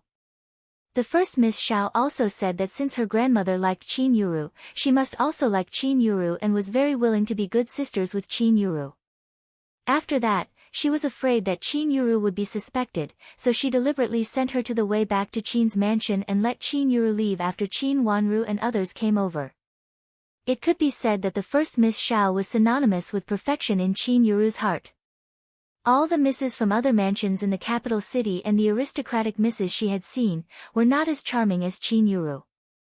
She could be said to be the first miss from an aristocratic family in the capital city. But now she was a little confused. The first Miss Xiao had promised to tell Madame of Duke Xing about what happened in Qin's mansion and told her not to worry, saying that her mother and grandmother would definitely find a way. However, according to Xiao Jie's words today, Madame of Duke Xing didn't know it. Although Big Sister came here for a while, she didn't go back to the mansion, so it was impossible for her to tell my mother about it. Xiao Jie curled her lips and thought that Qin Yuru was very stupid. Her big sister was not an ordinary person. How could she specially return to Duke Xing's mansion to send a message? She really thought that she was someone important and thought that she was Grandma's favorite person. Grandmother's favorite granddaughter had always been eldest sister, no one else. First Miss didn't go back to the mansion at night? Qin Yuru asked in confusion. It's so late, Big Sister came back secretly, so it's naturally inconvenient for her to appear in front of others. You don't have to worry about Big Sister's affairs. This is something that Madam and Old Madam should worry about. Tell me about your mansion. Xiao Jie said impatiently. Of course, she couldn't pry into Xiao Yenru's affairs. Qin Yuru's repeated questioning made her a little angry. Although she was a daughter of a concubine, she had always thought highly of herself because she was the daughter of a concubine of Duke Xing. If it weren't for Madame of Duke Xing's order, she would not take the initiative to come forward to show her kindness. When Qin Yuru came to Duke Xing's mansion before, she just said a few words lightly and had always despised Qin Yuru in her heart. She would not forget that when Qin Yuru first came to Duke Xing's mansion, she was found fainting at the gate of the backyard because of a scandal. "There's nothing wrong in my mansion, but my mother is seriously ill," Qin Yuru said vaguely. "Your mother is really not sick earlier or later. She thinks it's not messy enough at this time. She is actually sick." Xiao Yujie curled her lips coldly and was full of disdain. This disdain was not only for Madame D, but also for Qin Yuru. Qin Yuru heard it and rubbed the handkerchief in her hand fiercely. But she did not dare to get angry, knowing that it was not good for her to fall out with Xiao Jia, at this time.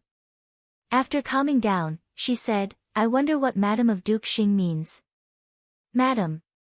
Mother naturally means to ask you what your plan is. The news that you fought with your sister in the street is too bad. Moreover, your mother is ill, and you can't come out for a while and can't meet grandma. So I want to ask you what you can do." Xiao Jia, pushed the question to her again. In front of Madame of Duke Xing, she was just a daughter of a concubine, and she was not a prestigious person. Most of the time, she called Madame of Duke Xing, Madam. At this time, she had to pretend to be favored in front of Qin Yuru and kept calling her mother, which scared Qin Yuru. Qin Yuru could come out to this kind of banquet today, but it was not convenient for old Madame of Duke Xing's mansion to come out. All the aristocratic families did not have elders to accompany them this time. Qin Yuru hesitated and looked at Xiao Yujie. "If you have something to say, just say it. I come here today for your matter. See if there is any way to help you," Xiao Jia said. Qin Yuru said, "It is indeed a way, but I don't know if it is suitable." Nanny Huang had thought of a way for her before, which was to send the news to Madame of Duke Xing at the right time. The reason why she pretended to be hesitant was also Nanny Huang's idea to let her behave like this. "Yes, just say it.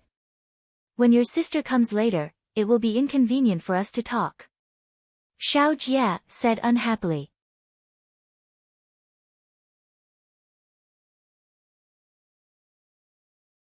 Chapter 405. After Qin Yuru finished speaking, Xiao Jia said, "Okay, your idea is good. Then I will go to my mother to make it clear. As for other things, my mother will do it." "Thank you, second Miss Xiao." Qin Yuru was overjoyed. It could be said that this was also an important purpose of her coming out of the mansion today. It was a great thing to be able to contact someone from Duke Xing's mansion, even if it was not Madame of Duke Xing. "It doesn't matter. After you enter Duke Xing's mansion, we can also be good sisters," Xiao Jia said with a smile and stood up. "I'll go back first. My third sister will come to me later. Then you go first. We will go separately. I will wait for a while." Qin Yuru also stood up with a smile. She had finished what Nanny Huang asked her to do. Next, she could do her own things. "Okay." Xiao Jia turned around and was about to leave. But after a few steps, she suddenly turned back, pointed to the direction of the garden, and reminded her, "Don't go there. You are engaged now. If you are chosen by Prince Cheng, it will not be a good thing." "I got it. You go back first." Although Qin Yuru curled her lips secretly, she pretended to be very obedient and nodded repeatedly. Xiao Jia left and went to the inner courtyard. Seeing Xiao Jia leave, Qin Yuru showed a sarcastic smile on her face. Xiao Jia did not let her go because she was afraid that she would be chosen by Prince Cheng. She did not believe that Xiao Jia did not have this intention. However, no matter how much Xiao Jia wanted, she was just a daughter of a concubine and could not compare with Qin Yuru.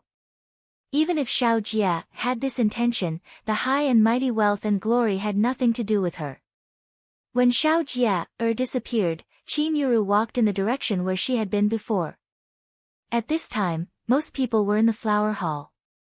It was said that Rui, and great elder princess, was in charge of receiving them. With Rui, and great elder princess's imposing manner, when she arrived there, everyone would definitely listen to her. Even if she had a chance to come to the garden, she would follow others. With so many women together, Prince Cheng might not be able to see her.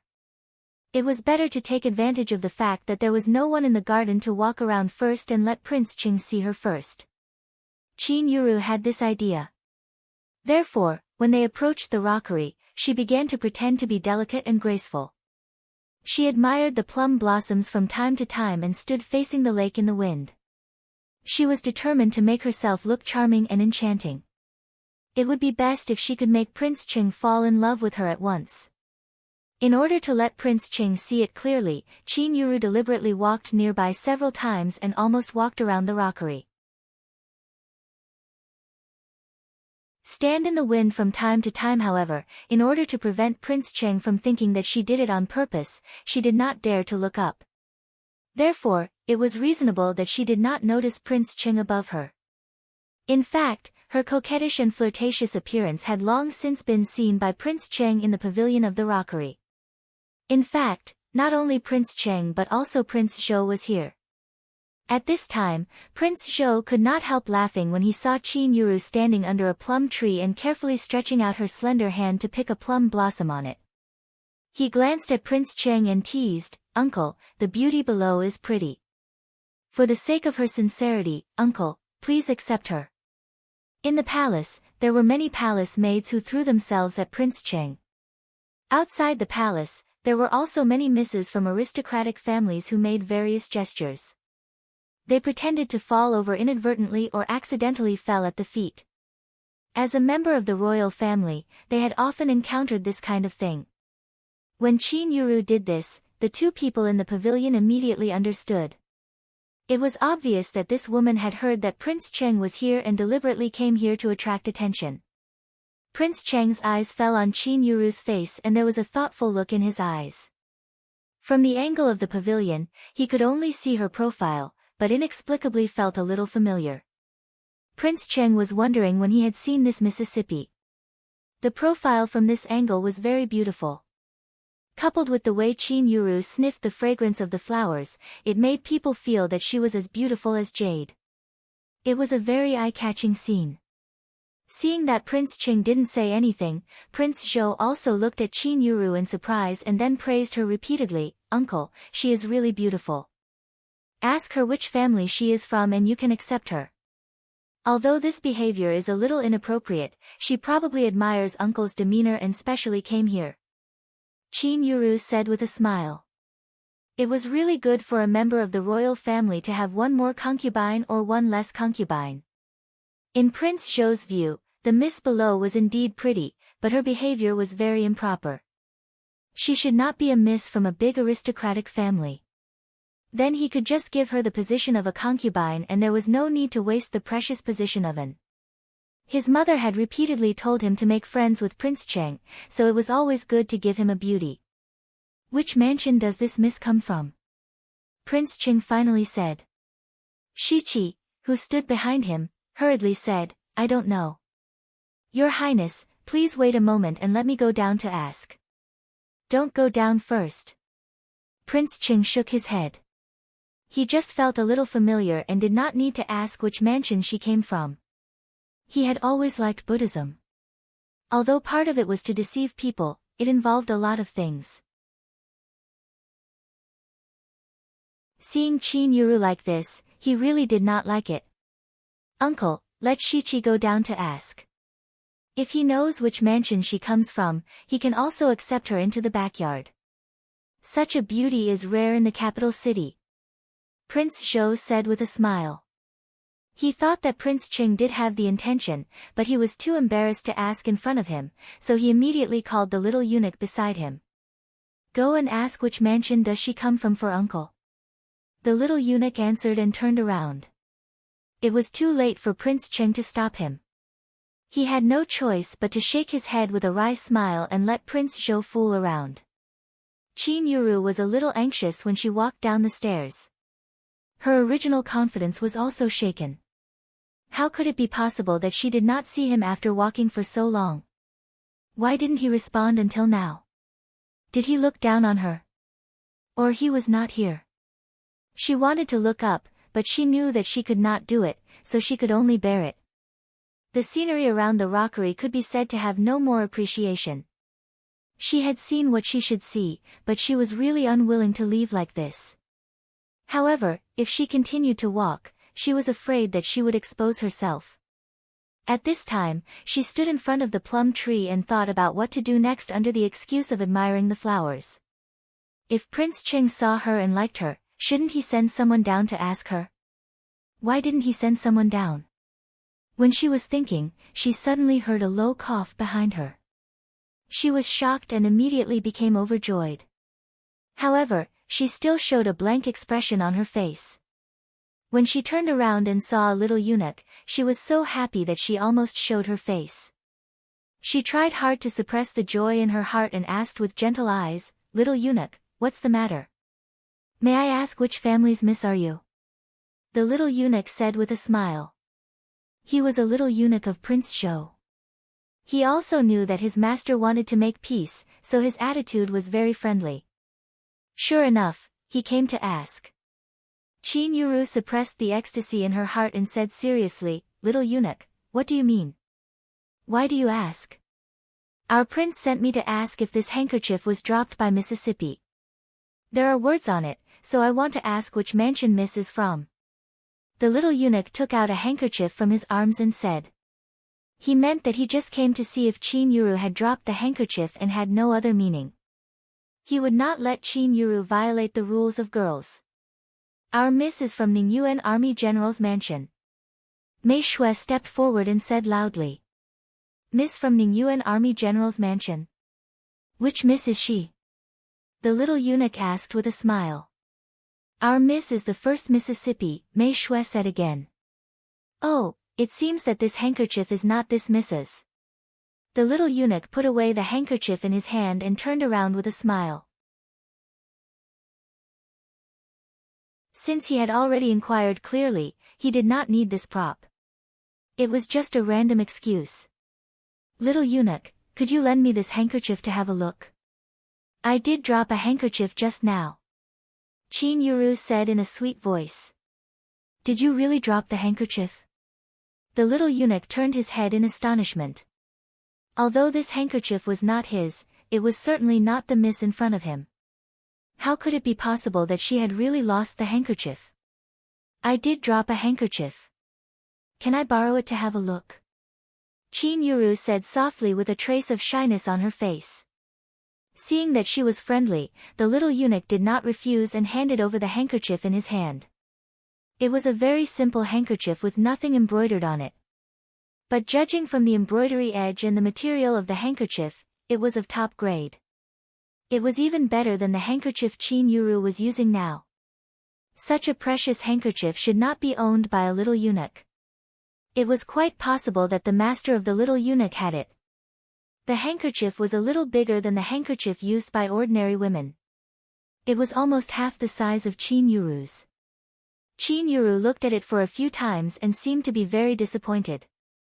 Then she carefully folded the handkerchief and handed it back to the little eunuch. She shook her head and said, "Little eunuch, thank you very much. This handkerchief is not mine." The little eunuch looked at Qin Yuru thoughtfully. After a slight smile, he turned around and left. After seeing the little eunuch leave, Qin Yuru breathed a sigh of relief and felt a big stone in her heart fell to the ground.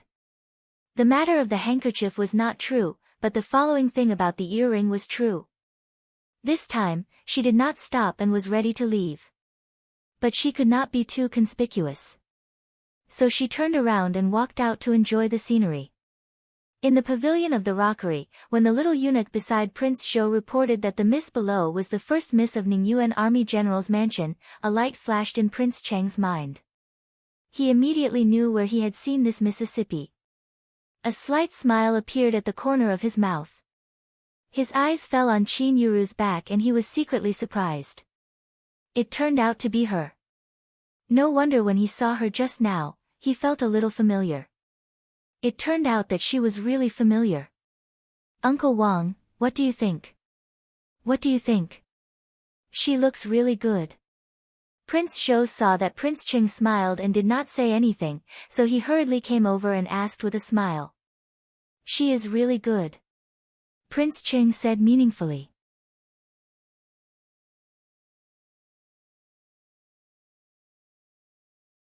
Chapter 406. Noncommittally, Prince Ching picked up the teacup beside him and took a sip. There was a bit of cold anger in his eyes. How could this woman appear here? She must be the one who has been widely spread in the capital city recently. Why did the emperor allow such a woman to participate in the competition? What was his intention? Did the emperor intend to test him? Or did he force him to do it? If it was the former, what this woman showed now was the emperor's intention. Or did the emperor suspect what happened in Duke Xing's mansion that day? Uncle Wang, Uncle Wang. Prince Zhou's voice pulled him back from his contemplation. He took a few more sips of tea to conceal his intention and then put down the teacup in his hand. When he was about to speak, he suddenly saw a large group of people coming from the entrance of the garden in front of him. The one in the front was Ruyan, Great Elder Princess. He shook his robe and stood up. Great Elder Princess is here. Let's go down and have a look. Okay. Although Prince Zhou wanted to find out something from Prince Cheng, he had to stop talking at this time. Ruyan, Great Elder Princess was an elder. How could they ignore her? Moreover, this was also an important part.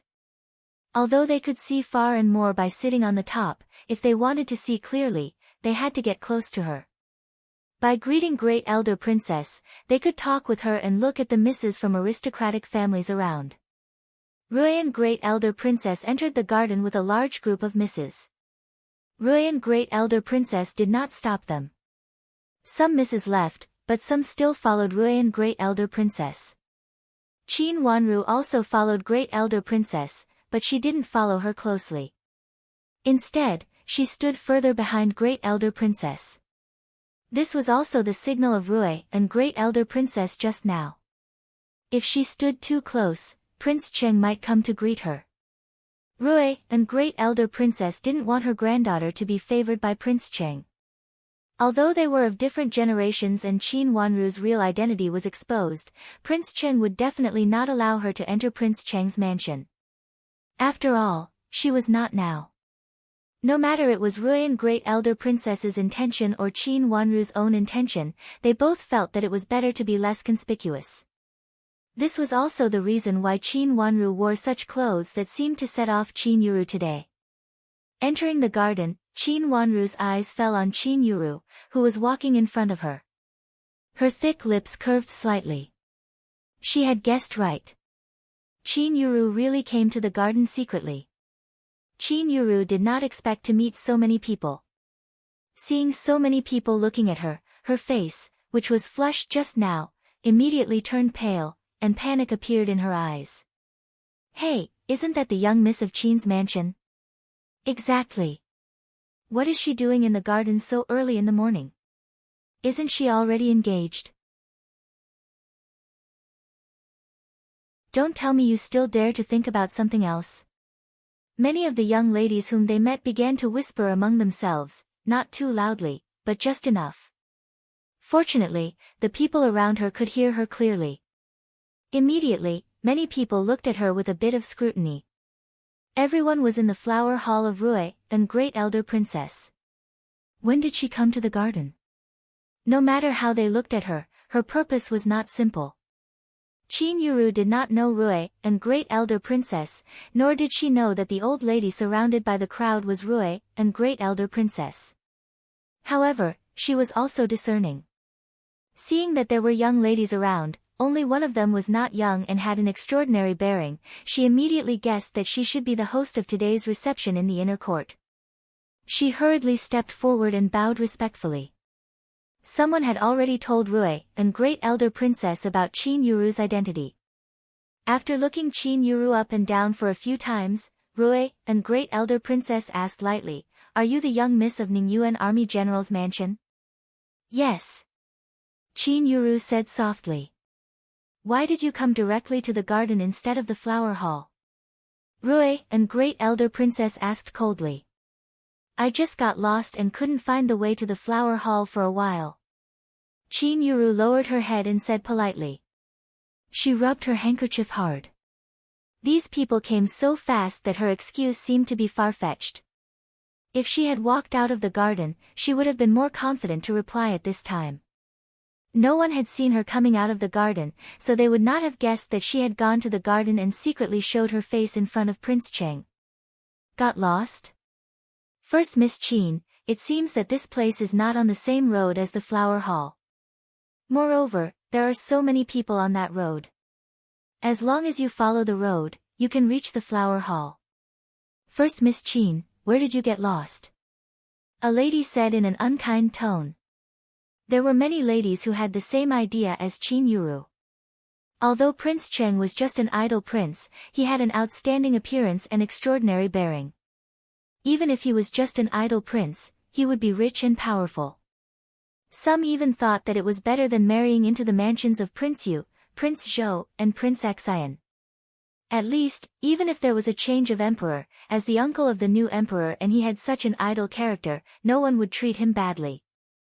Although he would not be extremely powerful, he would be rich and stable. However, although these ladies had the idea, they did not dare to take action. Now, seeing Qin Yuru doing what they did not dare to do, how could they not be jealous? Even if Rue and Great Elder Princess was in front of them, some ladies could not bear it. I forgot it just now. I was just thinking about something while walking, and then I got lost. Qin Yuru explained. Thinking about something while walking, and then getting further and further away from the main road. First Miss Qin, when you are thinking, can't your servant girl keep an eye on you? Is it possible that you and your servant girl are thinking about something together? This is Prince Cheng's mansion. A little wrong step may endanger your life. I don't know whether First Miss Qin is fearless or your servant girl is fearless. Another young lady mocked sarcastically. As soon as her words finished, it immediately caused a roar of laughter. Hearing so many sarcastic remarks, Qin Yuru blushed and gritted her teeth secretly. However, she pretended to be aggrieved and her eyes turned red. If you really don't believe me, I can't do anything about it. I'm really just lost. Lost? A mellow voice came from the front of the crowd. Some people had already seen Prince Cheng and Prince Zhou. They restrained their mean looks and put on a respectful and decent look. They bowed to Prince Cheng and Prince Zhou who were walking over respectfully. Looking at them, they seemed to be very well-educated ladies from respectable families. If he had not seen such a large group of people blocking Qin Yuru aggressively, Prince Cheng felt that he almost believed it. He reached out to press his forehead and only felt that his eyebrows were twitching. What kind of women did the emperor find for him? How many of them were gentle and dignified? After bowing to Rue and Great Elder Princess, she smiled slightly and said, "You can all rise." Qin Yuru's heart skipped a beat. She looked at Rue and Great Elder Princess nervously and felt lucky that she did not act rashly just now. Unexpectedly, it was Rue and Great Elder Princess who helped Prince Cheng to entertain the guests today. "Why are you here, Prince Zhou?" Great Elder Princess looked at Prince Zhou with a smile and asked. "Not only me, but also my third brother is here. We all come to see Uncle. It's rare that we are free today, so we come here together," Prince Zhou said with a smile. His words were vague, but everyone present understood. Immediately, the delicate faces of the young madams blushed and they secretly looked at the uncle and nephew. Both Prince Cheng and Prince Zhou looked extraordinarily handsome. Originally, some young madams did not think of Prince Cheng. But now when they saw Prince Zhou, they could not help but have some interest in him and looked at Prince Zhou tenderly. "Hey, what's wrong with this young madam? Her eyes look red. Did she suffer any grievance?" Prince Zhou seemed to be watching the fun. He looked at Qin Yuru curiously and said in surprise. In the crowd, a trace of sarcasm flashed in Qin Wanru's eyes. Now Qin Yuru could not keep a low profile even if she wanted to. Prince Cheng was older and more mature and would not say anything, but it was really hard to say what Prince Zhou would do. Greetings, Your Highness Prince Cheng and Your Highness Prince Zhou. Originally, Qin Yuru's eyes were just a little red. Now when she heard Prince Zhou's question, she immediately felt very wronged. Tears were about to fall from her eyes and she bowed her head respectfully. 2 drops of tears fell to the ground. Although others did not see it, Prince Zhou saw it clearly. Just now when he walked closer and saw Qin Yuru's face clearly, he also felt that she was quite beautiful. At this moment, he felt a little pity for her. Uncle Wang, look, you have wronged her. Why don't you comfort her? Prince Zhou turned his head and teased Prince Cheng. He thought he had already understood Prince Cheng's meaning. Since Prince Cheng was interested, he could say it in front of Rui, and great elder princess. After all, she was just a woman. There was no female master in Prince Zhou's mansion, so he did not care about such irrelevant rumors in the capital city. At this time, he did not know that Qin Yuzhong had been engaged to the heir of Duke Yong. Qin Yuru had already done it so quickly. Qin Wanru looked at Qin Yuru in astonishment. She moved so fast. Was Prince Cheng so easy to be won over by Qin Yuru? No matter how she looked at it, Prince Cheng was not simple. Moreover, anyone who had a relationship with Qin Yuru would get into trouble. Prince Cheng was originally a quiet and inactive person. Was he going to change his style? Thinking of this, Qin Wanru looked at Prince Cheng's expressionless face and then turned to Qin Yuru's face. After looking her up and down, she suddenly widened her eyes and looked at Qin Yuru's face in astonishment. Miss. Sensing Qin Wanru's astonishment, Yujie whispered. Qin Wanru shook her head, indicating that she was fine. She rolled her eyes and suddenly became deep. She slightly raised the corner of her mouth. She moved so fast. But she did not believe that she could really hook up with Prince Cheng so quickly. Liuzhou, don't talk nonsense. First, Miss Qin has a husband, and he is from Duke Yong's mansion. How can he have anything to do with me? Prince Cheng scolded in a low voice. It sounded like he was scolding Chu Liuzhou, but it sounded like thunder in Qin Yuru's ears. She was so shocked that she took a few steps back and looked at Prince Cheng with tears in her eyes. Her lips trembled and she almost fell down. You're tuning in to the Blissful Bookshelf YouTube channel. We're so grateful for your support and don't forget to subscribe to join us on this incredible journey through captivating stories. Your generosity through donations truly makes a world of difference, as it's the primary source of revenue that allows me to expand and enhance this channel for you. Thank you from the bottom of my heart for being a part of this adventure.